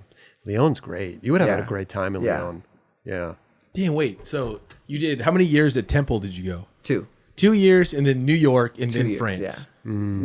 Did 1 semester in New York, kept my apartment, Airbnb'd it, 1 semester in Paris, came back to that apartment and finished up. Got so you. 4 years of school straight through. Wow. And you finished. You got everything. Yeah. So now that you did all that, and you got just went back to everything? skating, Got everything done? Yeah. what do you plan to with your work that you did for school, do you plan on anything working with that in any way? I don't know, maybe. Yeah. Yeah, I have this thesis that I wrote that's pretty unfinished, but it's like a whole lot of work and a really good bibliography to go back to if I wanted to write about that more. And some ideas that I always wanted to publish in a literary journal, and some of my teachers were stoked on, but it would have meant a lot more work. Wow. It would have. That's to attain your master's? No, it would have just to publish the work. You mean? Okay. Is that what you're Yes, asking? yes. Yeah, you would have just. It's just like you're putting out a video part, basically. Right. It's like, Okay. oh shit, you got work published in a literary magazine or a literary journal. Oh, it's like, big. Yeah, that's gonna help you get a professorship if that's what you want. I mean, you probably Get could have done tenured that or for your whatever. Verso part. You should have showed them that. You know what I'm See what I'm doing here? A plus. See what I'm doing? You know what I'm trying to Shit. do right now with that is at the MoMA or the Met or whatever, they have an artist discount, and you have to go up in line and present your work to them while everybody else is waiting to get tickets behind you, and you have to convince them you're an artist. Like, show them your website or something. Wow. You're gonna bring, So my you're gonna bring an iPad? Is just go with like some PDF of like That would be amazing. my video part somehow, and see if they think I'm an artist, and that will be the final Well, judgment. skateboarders are artists. At the end of We the day. will see once I go to the MoMA or the This is Met or gonna, this whatever. is it gonna is. solidify Well, it right listen. here. I'll go first, and I'll bring my Switch Flip Manny and the iPad, and then you can go after, and then I'll probably get denied. Just a bunch of skaters. Yeah. We'll all go right behind each other. Oh, so going back really quick to the question that I presented earlier was when you took that kind of break from skating to go to college, how did your sponsors react to that? Yeah, that was a pretty crazy time. I think like I had just turned pro. I turned pro midway through June, and then I went to school at the end of August. Okay, wow. So and then I had the Search the Horizon video part that came out that winter that I had filmed the majority of already. Gotcha. So it was like I've got footage coming out. You know, I've just turned pro. yeah, it's like the wheels are rolling. Like I'm gonna go to school, and I still didn't know if I was gonna like it. So I was kind of just saying to my sponsors, well, you know, I'm gonna see how things go. Right. But I think with Yasha Muller at Adidas, I think he and I got closer because I had just gotten on the team, and we had been spending time in like Europe and then in New York and stuff. And he's just a really open, awesome dude. Yeah. Super genuine dude that he was like talking me through a lot of not talking me through things, but just like being a friend and listening to where I was at. And I was in a weird place, as I've said, like really burnt out and stuff. And so I was talking about like quitting skating. That was an idea in my head. Was like, dude, wouldn't it be sick if I just fucking quit skating right now? Oh, wouldn't it be sick? Wouldn't it be cool? Right. Like early on in your career, you put out some stuff that you're really stoked on, and then all of a sudden You're gone. You're gone. Right. Of choice, not because of an injury. Right. Well, it would have. I wouldn't have said like, yeah, I'm doing it just because I want my video parts. You know, it would have been. Watch this. Yeah, Yeah. I think my I'm going Verso out like part was watch cool. It would have been more like because I honestly was stoked on just like doing something else. You know? Gotcha. I wonder if Right. people will look back if like you didn't skate again. I wonder if people will look back if like you were just a flash in the pan. Yeah, it could be that way too. Sure. You know. Sure. Huh. So Yasha was talking you through a lot of stuff, or just like you said, being a friend. Yeah, and so I having was the talking discussion. about that, and he was like, you know, like that sounds a little crazy. I don't know if that's a good idea. Like you have a lot of potential, and you could still do so much. And I was like, Right. dude, I already did what I wanted to do. Like thinking about what Guru said to me. Okay. Guru Khalsa, you know, like, oh, you might wake up one day and not want to skate, so just do everything now. I was like, dude, I did all the tricks that I really, really wanted to do, Right. or I thought I had at least. Sure, And sure. so I was like, yeah, I did a lot. Like, I'm kind of done. Like, that's it. I'm just going to go to school. Right. And so Yasha really could have kicked me off. He really could have been like, oh, this Yeah, kid's you saying that to crazy. him. Yeah. Totally. But luckily, it sounds like he was talking to you more as a friend than like a team Yeah. manager or a person in a higher position, right? Sure. This reminds me, it's a sidebar, because Jeremy Rogers, and I'm not comparing you to anybody, but Jeremy Rogers, like, I mean, he was at the top of his game, right? Yeah. And he decided in his own mind, like, I'm going to go be a rapper. Yeah. You know what I mean? And, like, this is totally different because you're going for school, and school is way different than trying to be a rapper. You know what I'm saying? So the value, Passion's still the same. Getting it's schooled totally- either way. 1000%. Yeah, where the passion is both there on both sides. For You know what sure, I mean? sure. So, But I when Jeremy was doing that, I was like, dude, you're out of your mind. You're literally like, you really think you could just quit skating and go be a rapper? Like, all right, good luck. You know what When I mean? at the end of the day, like you said, he's at the top of his game. He's getting paid like a lot of money, and Yeah. like he's really killing it. Yeah. Yeah. So I was always questioning, like, why the fuck would you do that? You know what I'm saying? Yeah. But this is Like, you and I obviously can't totally comprehend different. that. No, Yeah, not at all. yeah. But in this situation, I could see why I would be more understanding to your situation. Yeah. You know what I mean? Just because I don't know, it just seems more like of a reality. You I know was what I mean? burnt Yeah, out on yeah, skating. I was yeah. excited Yeah. about school. I thought I had done all that I wanted to do in skating. Right. And then I also, on top of that, I had the idea like, no, it would be cool. Like, that would be a cool career. Like, think about fucking Rob Plowski. You know, just like two really good video parts, and that's it. Right. You know, Right. I fucking love that guy's skating. Legend. Sure. Definitely. Yeah. Yeah. And the fact that he didn't put out that much makes me wonder. And like hearing stories these days about how it was back in the day at like Love. Like I was talking to Pete Eldridge. I think he said he filmed like 1 or 2 clips at Love the whole time he lived there. And he lived there for like, I don't know, fucking 15 years. Right. but do you right, think? right. Yeah, Interesting. do you think that you just got to a point where like I got a pro board? That's like that's a really big thing to do for a skateboarder. Well, it's your Yeah. dream. Yeah, Yeah. it's kind of like the highest 6. thing, but then you Exactly. don't realize that there's things above that as Yeah. well. But you get to that point, you're like, okay, that's all I wanted.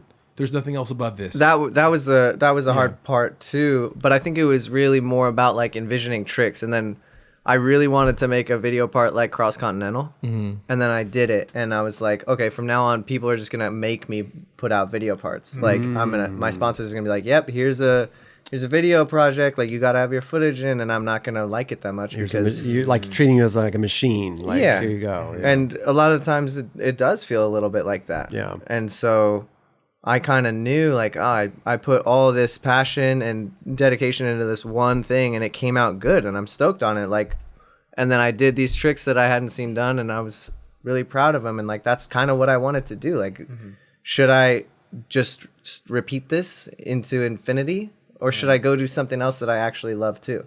That was the thought process. But then I went to school and had a lot of time to think about it. Wasn't totally forced to skate. Habitat was going through a weird point then too, so they weren't like, we need footage or anything. Okay.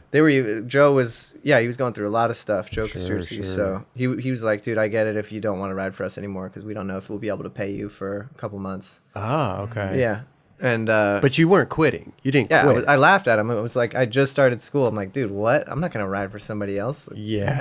I don't even know if I'm gonna keep doing this. Right. Right. I wasn't pressured, and I kind of just skated when I felt like it. And then in the summers, I would skate and go on skate trips, and it kind of sucked because I had been on top of my game, and then I focused on something else, and then people like Adidas gets me back on trips, and they expect me to put out footage, and they weren't like asking for a certain level or anything. They just wanted me to get a couple clips every trip. Yeah. But for me, I was expecting I would be able to do stuff that I was used to doing, and then Yeah. I kind of can't. Right. My body really can't take it that much anymore. You're rusty. Yeah, and that just like then going into a trip knowing that I was rusty, and coming out of one knowing that I would have to go on another trip soon, and like not being stoked, like that's just it takes such a toll. Totally. It plays on your mind. So it was like the summers weren't good, but then when I was in school, it was fun to just skate. So that's when I kind of started realizing that I liked skating, but I just didn't like the pro side of things. Right. And that was kind of, I think, how it was throughout school. And then near the end, I started realizing how much work it would be to go to grad school right after and to keep doing school. And I realized that I would have to take a gap year in order to do it really well, to get into the best colleges. And then I knew, oh, if I'm taking a gap year, I'm definitely going to skate. And then skating is going to wrap me up again. And it's fucking fun. And I'll travel the world. So I probably won't fucking go back. Hey, but it's rad though, in the sense of everybody seemed to have your back. Oh, yeah. Right. I Yeah. mean, like you said, Yasha could have kicked you off right there. Easily. Like Habitat's going through a weird thing. They could have just been like, yo, just go do your thing, dude. Like, but they really had your back, I mean. And Yasha was getting pressure from like a lot of industry heads. Oh, wow. Yeah. Okay. And people higher up at Adidas. I'm sure. And then, to let you go? yeah, they were like, dude, he's in school. Like, what? This is not why we hired him. Almost, quote unquote, Yeah. right? Like they didn't see the big picture. Yeah. Well, it's not even they didn't see the big picture. It's almost like it's not like you gave him this plan. Like, I'm gonna go to school and I'm gonna come back. And Yeah, fuck shit exactly. up. Yeah. Yasha believed in this big picture that I wasn't telling him about. I was Yeah. saying something else, and he was like, dude, I could see, like, he's a young, talented skateboarder. He's gonna just take time away and realize how much fun it is and what a great opportunity this is. Sure. Just like he's gonna come to appreciate this side of his life. Hard question to answer. Don't even know if you know the answer. People ask me, whatever. But where do you think you'd be right now if you had let skateboarding go and you went on this other path? Do you know? Back then, when I told Yasha that I didn't want to skate Say anymore, everything. You went to college. You did that. We got out of college, and you did the gap year, and you went on to do other things. Like where would you be or want to be right now if you had put skateboarding down? so I would have applied to master's programs and PhD programs in literature. Okay. And I also probably would have applied to fiction MFAs in literature, so masters of fiction in fiction. Okay. Or fine arts. Sure. I hadn't decided whether I was going to do the one or the other, literature or writing. But I would have made that decision, and then I feel like at that time I probably would have been more...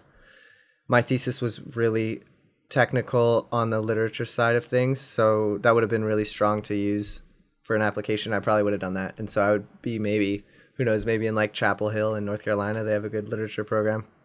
Might have As been a there for 7 years. Professor or As a PhD candidate, because right now I'm 29. Okay. And I would be in like my fifth year of the PhD program, and it's 7 years.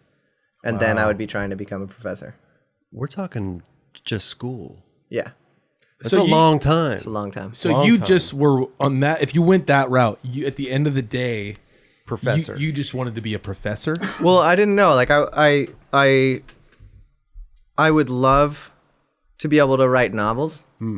And that's always in the back of my mind. Like, is that something that, I want to have the life of an artist. Like, I want to realize my dreams. I want to like just put the way I see the world onto paper or whatever, manifest it in some way. Sure. But I'm not sure if I have that.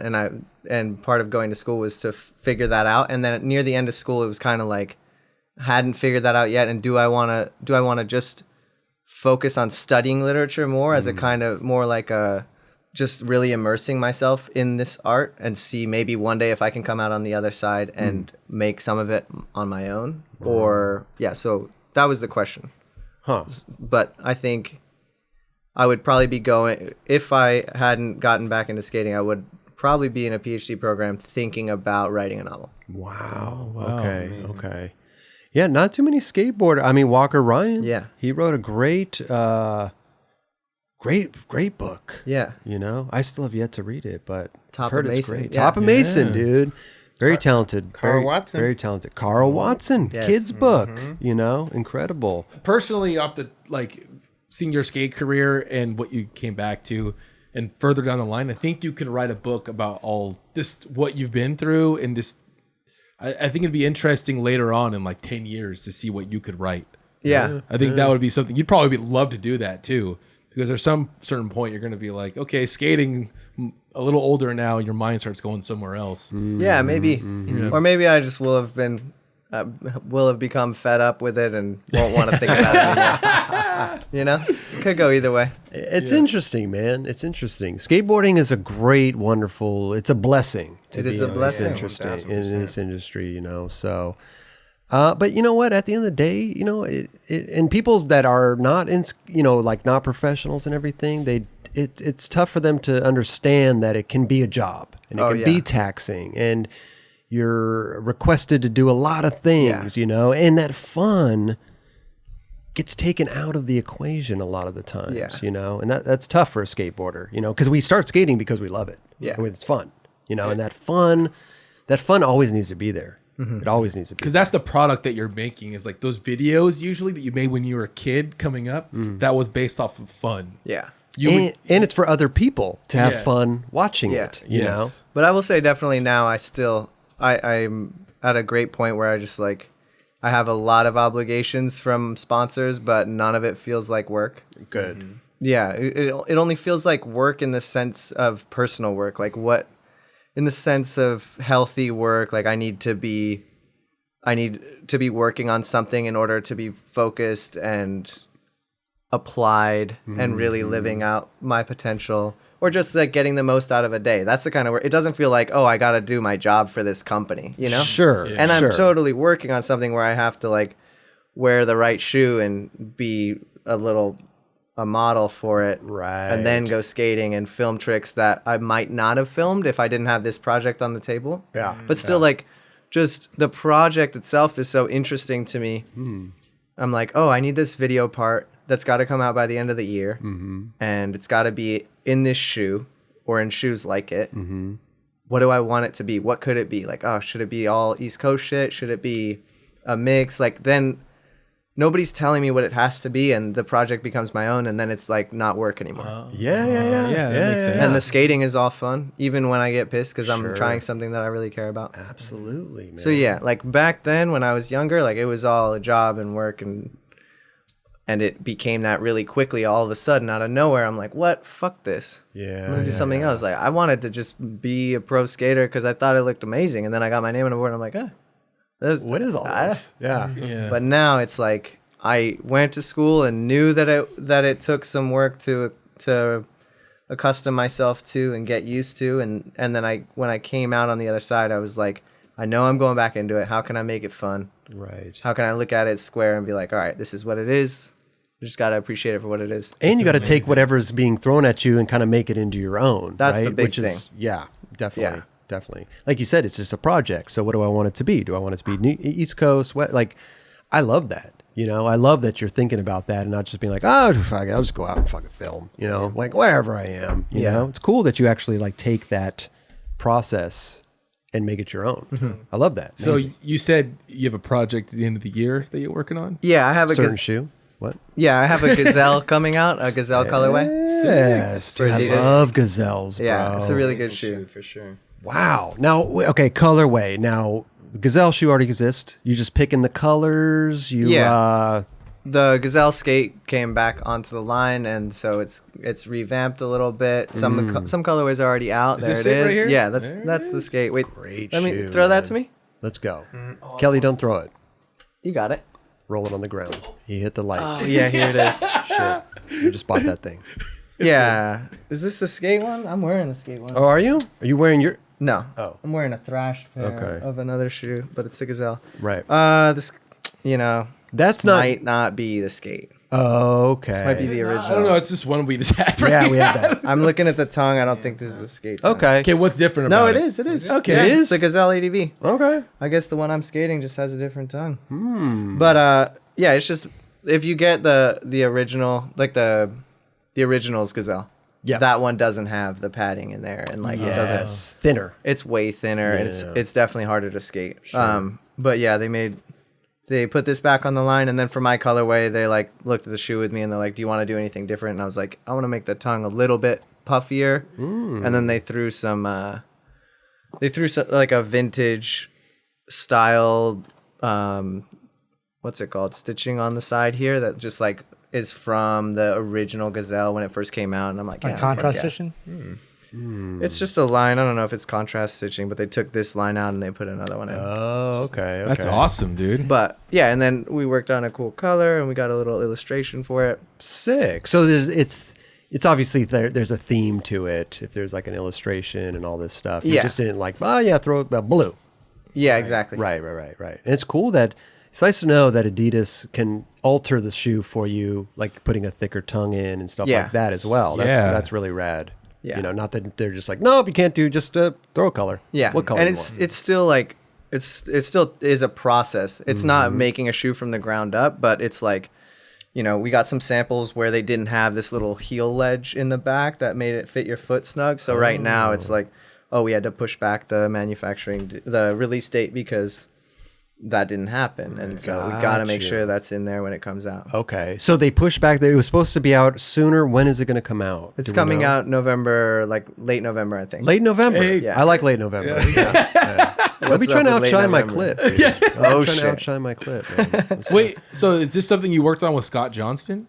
Scott and Kyle Irvin and Scott is like he's killing it. He's doing the Dude, most. Scott Sick. John, legend. Fuck yeah. That's amazing. He did my second shoe, and he really went in there and like made it sick as fuck. Oh, And, really? like, yeah. I love it, man. He's good at what he does. He man. is. Yeah. He's talented, bro. Definitely. Ever since He's got a big role over there. big role, man. Well, that's amazing, though. I don't spoil it. The colors and all that stuff. You said enough. not I white. can't wait. And it's not white, right? But I can't wait to see it. Like I said, love the gazelle. Yeah, me too. And no Love pressure. Can't wait to see the project you put with it. Yeah. Yes. So the Yeah. project I put with it is its own thing. It's like, all right, we got to make so the shoe's coming out, whether or not a video comes out. Oh, okay. Nobody asked me for a video, Ah, but I'm like, yeah, why not? Yeah. Like I have this opportunity. yes. And also, it's not like if I gave Adidas a part randomly, they would put it out. It's kind of not really how it works, you know? they have their scheduling Yeah. and whatever they are doing. Yeah. So now this is scheduled in. Yeah, I have this opportunity. I'm like, cool, I'm going to make a part for it. Okay. And so I've been working with Justin with Justin Albert on several different projects. I thought for a second you were going to say Eldridge. I thought for a second Eldridge was about to be uttered out of your mouth. So. For real. Justin L. Albert. That would be the funniest so shit. good. That'd be. I'd love to see the outcome. That would be, oh my God. I would working love to with see that Justin outcome Albert. too. I don't know if you'd like it, but I think you might. I'm sure it'd be good. I'm sure it'd be good. No, I've been working with Justin Albert we have this one project that's super ambitious that I don't know when it's going to be done. Okay. Another long video part with like some thought behind it. I love that. And then I'm working on a Spitfire video part with Justin and with Mac. Okay. Fuck, I gotta say his last name well. It's like Scharfer. Scharfer. Yeah, Okay. Mac Scharf. Mac Scharf. So fucked up. He's my homie, dude. We can't do this to him. Well, you're it's your doing homie. it. I don't know, man. Listen, last names are tough. Bro. Mac Scharf. Trust me, I go through it almost every experience episode, dude, and I get fucking Yeah, not he's hate, my but I get fucking DMs homie. from them. I love the You generalization. try your best. I mean, I try my sometimes, best, you know, man. We do a lot of Euro videos. The generalization of last names are tough. Is Hey, it? I'm sorry, Sorry, tough. Mac. This one's for you. Yeah, there you go. Nice little Pabst Blue Ribbon, man. But yeah, so I'm working on a Spitfire part Cool. with Justin Albert and Mac Scharf, Right. and and then I've got a Flora episode with Justin, and that's the one that's gonna be like a what episode? Sick. Flora. Oh, Flora. Yeah, Yeah, it's yeah. the series that Justin is doing for Thrasher. Sick. And then this Gazelle part, which is like Okay. on a shorter, it's got an earlier deadline, so I've got to work. I thought it was going to come out actually even earlier than. Wait, so you have all these parts coming out before the end of the year? No. Oh, Just the Gazelle is. Okay. That's it. Okay. Yeah. Right. So So, we're- go ahead, sorry. We're already like maybe 3/4 done.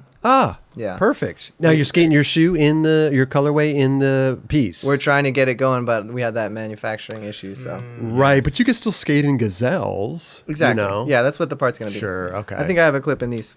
Oh, amazing. The white white ones. ones. those are Perfect, buttery, man. dude. Yeah, they're nice. Dude, the gazelles are fucking tight, dude. I love the campus, dude. The OG Yeah? campus shoes. Oh, One love looks those, good, dude. but there's something. I think it's like well, this thing. there was a couple the little tabs It that rips. stick out. Yeah. I've seen they've done a couple little iterations of that though. Yeah. They've tried to do a couple different ones. One was like really thick, another one's like thinner. Yeah, when Lem got on around 2010, it was super thick. super thick. I still liked them chunky down a though. bit. I liked them. Always just reminds me of like MJ or something. You know, gazelles. Congrats on that, man. Thank you. Dude, Stoked. for real, man. That's you mentioned your other shoe. Was that I can't remember, was that a pro shoe or was Yeah. that a colorway? Yeah, it was a pro shoe. I had 2 pro shoes for Adidas. Wow. The first one came out in 2015, and the second one in like 2017. Okay. Yeah, it seems to me like nowadays it's the colorway Yeah. is a way to go. Everybody's doing the colorways. you know? Yeah. There's only a few people out there with pro shoes right now. Yeah. In Yeah, the we got- skate world. Yeah, definitely. Sure. Yeah. Seems like Boostness is going to have, I mean, that seems like that's here to stay, that shoe. Yeah. Him, the Janowski. Oh. Yeah. Lucas. Yeah. Lucas's last shoe was incredible. Yeah. I love that. The way that the heel looks on that, you know that's the Lucas shoe. Dude. It's so sick. What's the royalties on something like that?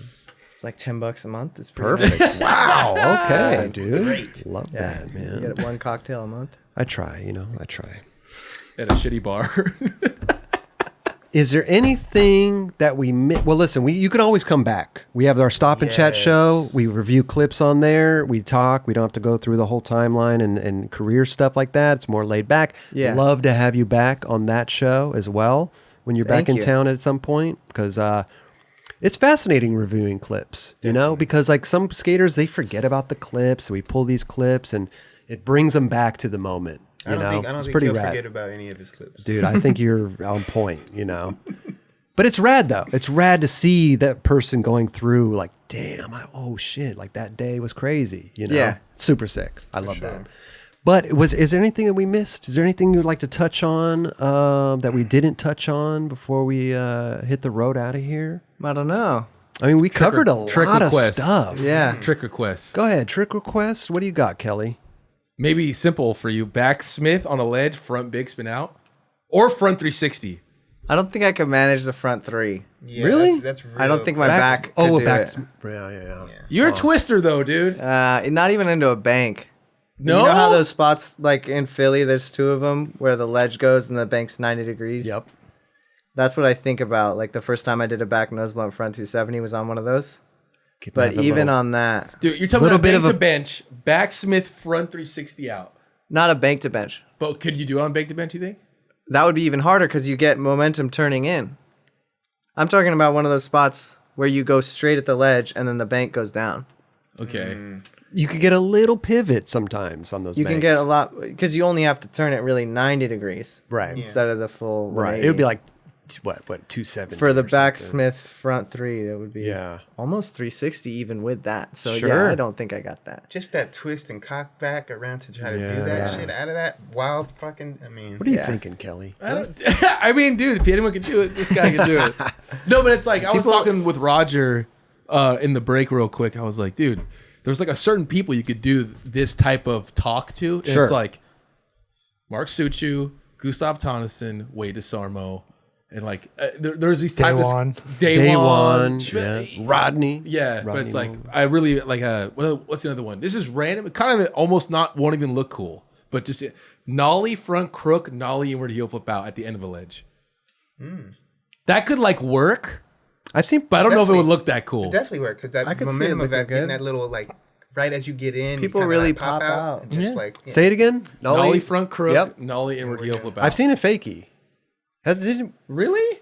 No, maybe into it. Fake inward Not heel fakey flip, twist front crook. fakey heel shove out. Really? fakey Yeah, I don't heel think I've- shove or fakey inward heel? Fakey inward heel. I've never seen fake front inward crook, heel. fake inward heel flip. Yeah, I don't think I've seen that one. I'm gonna try that next time I go down I there. could definitely see nollie inward heel working, but I'm not that good at that trick. I don't think I could do that one. I'll have so many tricks. I'm just gonna text you, Matt. There's still a lot of stuff. There's still a lot of shit that has not been done. Yeah. gentlemen. You got any or no? Yeah. No, I don't. Not right now. I'm gonna As far send you. as, like, I'm, as far as like a trick that I can think of. like, Yeah. No, I'm sometimes I'm when on I the spot now. out on the spot, I I'll would- DM you some shit. Back tail, Check my Instagram. back tail, big spin to switch front crook. Say it again. Back tail. That one's been done, no? Has it?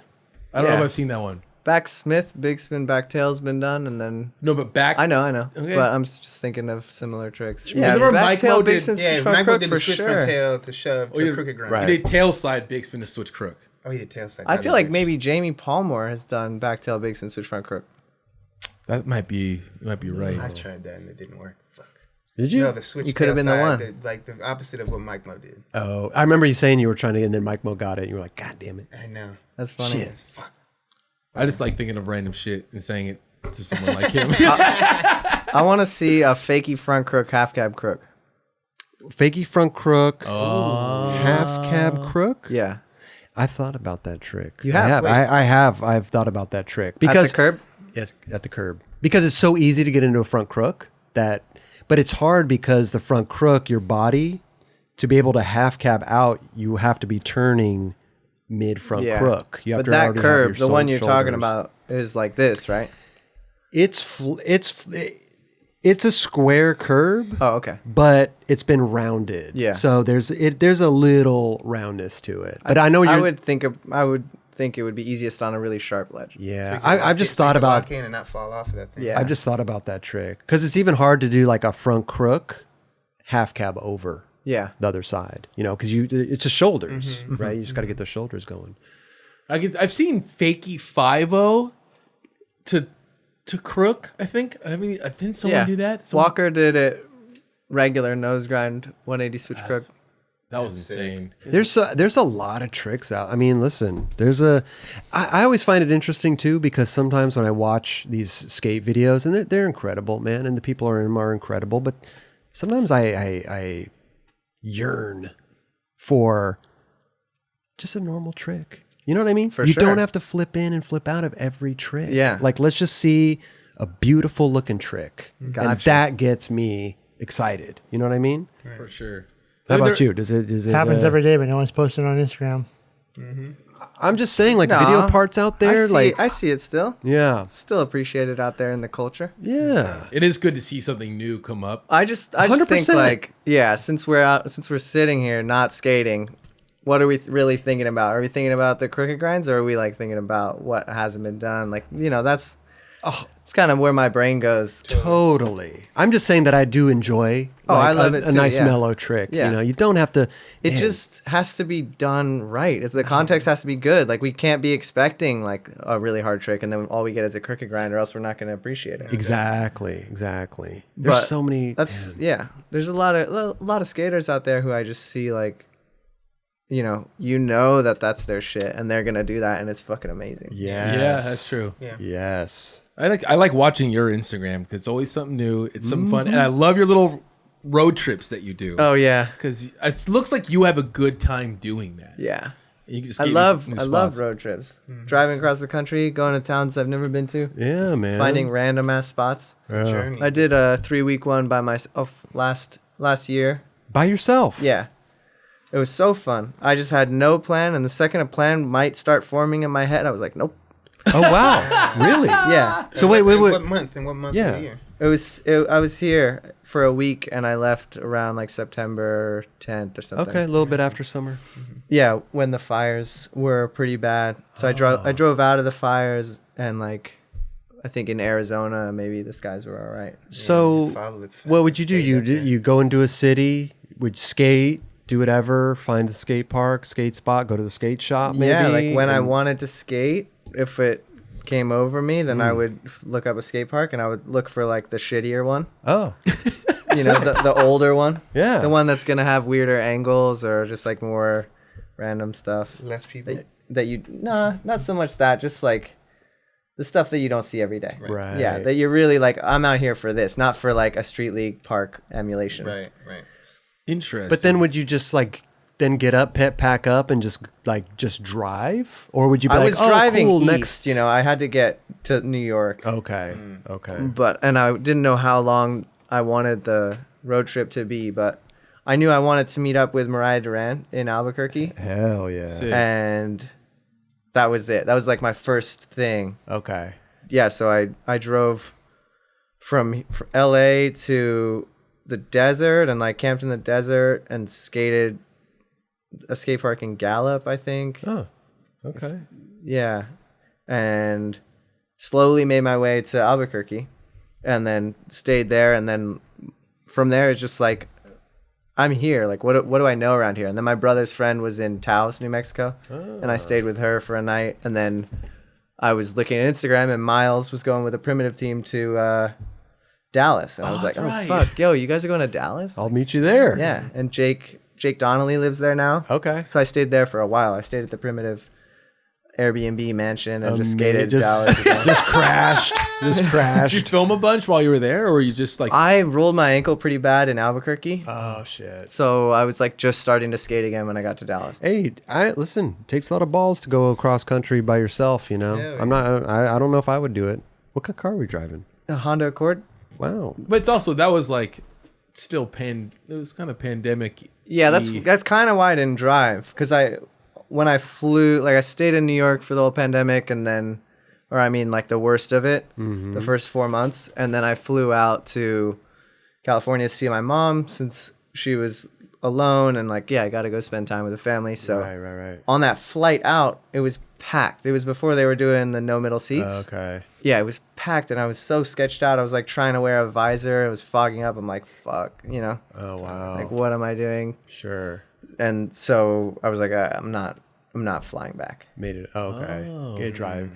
Yeah. Yeah. Smart. I wanted to drive anyway. I like those cross country trips. It's cool, man. It's cool. I've done a couple month-long trips. So fun with this with the boys. Yeah. Yeah. in the van Done and stuff. solo, kid. So Solo is so nice. You got to do it. I don't know. You got to if do I- something. It solo. does sound do fun, that. to be honest. It I'm does not sound opposed fun. to it. I think I'm opposed. I have a family, so it'd be like, oh, I'm gonna go on this trip by myself. Yeah. How Debbie got his groove back. Yeah, I think it wouldn't work for me. I think if I did it though, it would have to be like a plan. Like you're saying, you didn't want a plan. Yeah. Because I'd done it with a plan before, and it was like, it's so much. It's the whole country, and then you make this stupid little plan. Like what? You're going to 6 cities in this whole country. Yeah. So getting rid of a plan was my way to like feel like I was actually in the whole country at once. Okay. Wow. that makes I any think for sense. me at that time too, I think just based on what was going on in the world, me traveling as like a solo black man, Dude, driving through yeah. places that I'm not fucking Fuck familiar that. with, bro. I'll be like, Yeah. that was already be determined. I for felt me as- so from weird that, as you a know what I white mean? dude So there in you like go.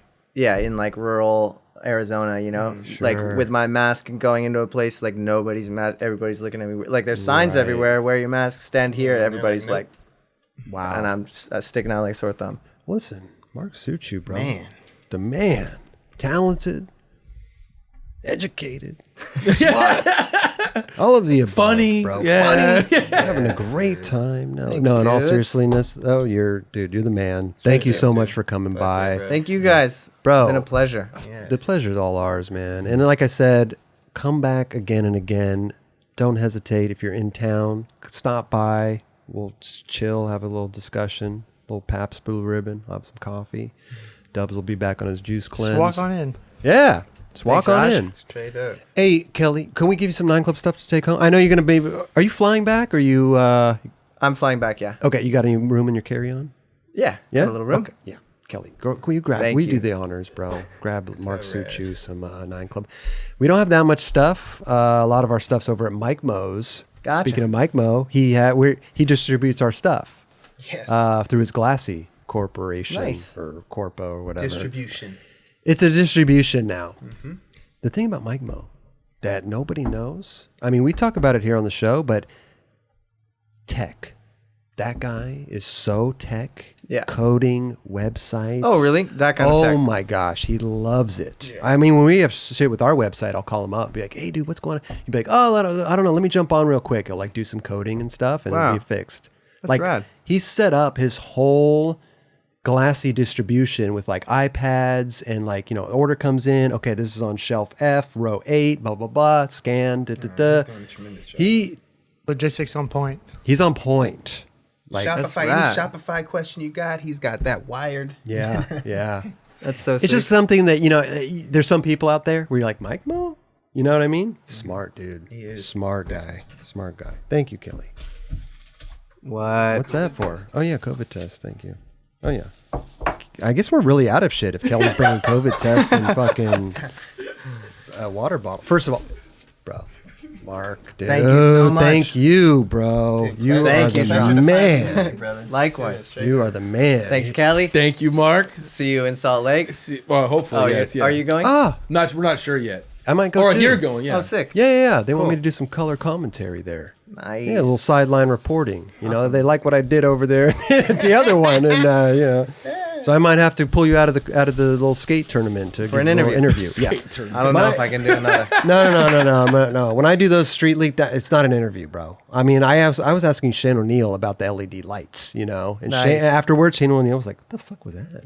He's like, oh, yeah. You asked him, like, what do you think about the lights? You're like, I haven't thought anything about them. I'm like, dude, how can you not think of any? I would skate in an orange color. That's orange is my color, And then he's like, I don't know. I don't even know Listen. what you're talking about. LED lights? at Paul's Park. It's got the LEDs. got you. Oh, you're Yeah, talking yeah. about the colors. You could change. You could change the colors Yeah. and stuff. Shane was like, Mood lighting. I don't know anything about the colors, but those are the types of questions I ask. Nice. Because The question, the Those soft-hitting ones. interviews at contests are actually the hard ones. This is like, talk about your life, what interests you, stuff like that. Be honest. Those ones are like, I don't feel honest at all. They're like, what do you feel about the course? I like try to make some shit up, or like, what does it mean to you to be here? Like, what? Like, I don't know. And you know what? I did throw some questions in there like that too, but for the most part, listen, skating's fun. I want it to be fun. You know, I'm, you know, and nothing against Street League. Like, I love them too, but a lot of it's like, you know, kind of stuffy a little bit. They're kind of NBC-ish, you know, and like just stating the facts and this and that and whatever. It's like, hey, let's lighten the mood a little bit. You know, let's have some fun, you know? And so maybe that's why Street League wants me to do more stuff, is because I'm kind of outside the box, you know? It's like I got an interview with Shane O'Neill here, but I'm not asking about the course. I'm asking about the LED lights and what color he likes, you know? What's your favorite color? Yeah. Like, but to me, that's funny. That's like interesting. It's like, you know, when Shane O'Neill afterwards, like, what the fuck was that? You know, colors. Really? Yeah. And I'm like, dude, that was great, bro. You killed it, you know? No, that's the best part, because you actually get to see, even though it's not behind the scenes, it feels like it. Yeah. It's like Exactly. they're Shane there is in front like, of you. what? Oh, I threw him off. I But then threw him He was off. trying to pull away, like, all right. Oh, I dude, saw that clip. yeah. I was like, I was, bro, trust me, dude. But I still have fun, you know? Yeah. Oh, check it out. We have, you get him a whole pack, Kelly? You can give him half of it if Damn, you this is want. coming out of your check. Paid a lot of money for these. I'm trying to get some photos. Stickers. I want him. He's gonna get like Thrasher covers and whatnot. So Yeah, but you can't see this really in the, okay. yeah, A sort of pack. you know can what, give him fuck it, half. You could have all of them, man. You If just you're gonna open go, it up. You just open the pack and you're gonna give give me him all of them? They're just gonna all fall in the trunk of my car. Get him a new pack. here's a sticker, bro. Thank you so much. There's one sticker. Okay. Listen, put that on your board. You get $20 Thrasher cover. Wow. Or if you're on the podium of the Olympics in 3 years, $40. Okay. Anything for Street League if he gets on the podium? $15. A scented We candle. do candles here. Yes. Yeah. So this is our LD. How fitting. Oh, This is our LD. Perfect. The Fairway candle. Smells like fresh cut grass. It's part of his apology. Beautiful. Yeah. On behalf of Justin Eldridge, he is sorry. No, but you liked it though. I love that you loved it. Yeah. Yeah. And I figured- listen, he's just being himself. He's just being honest. Of course. You know? So, again, here's our 9 Club mug for Thank you. to take home. Hope this isn't too much. Nice And inky black. on the around here, around town, if you ever need a COVID test, here's a COVID test. For Thank you. man. 2 of them. Works in the there. same way you showed me. It does. Yeah, 2 of them in there. Listen, one. better to be safe than sorry, man. yeah. You know what I'm saying? Appreciate you. we care about our. I'll give you a fresh pack after the show. Thanks. I'll give you the round sticker because that's Thank that's the shit. But these are good too. Nineclub.com.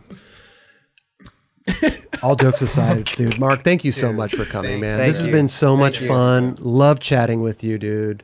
Hey, much success. Thank bro. you so much. Definitely. dude. See you guys you're next killing it. time. I can't wait to see the project. Oh yeah. Dude, When we did need- you say? Like late November probably. Okay, Yeah. late November.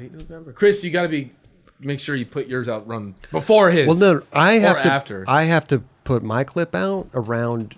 I don't want to be outshined. You know what I'm saying? I think the decision goes through around early November, so Oh, maybe what you the want fuck to have I start been thinking thinking? about like Put it out. What, late October? Early October. November. Yeah, I've been talking late November this whole fucking time. Nobody told me anything. Late October would be best.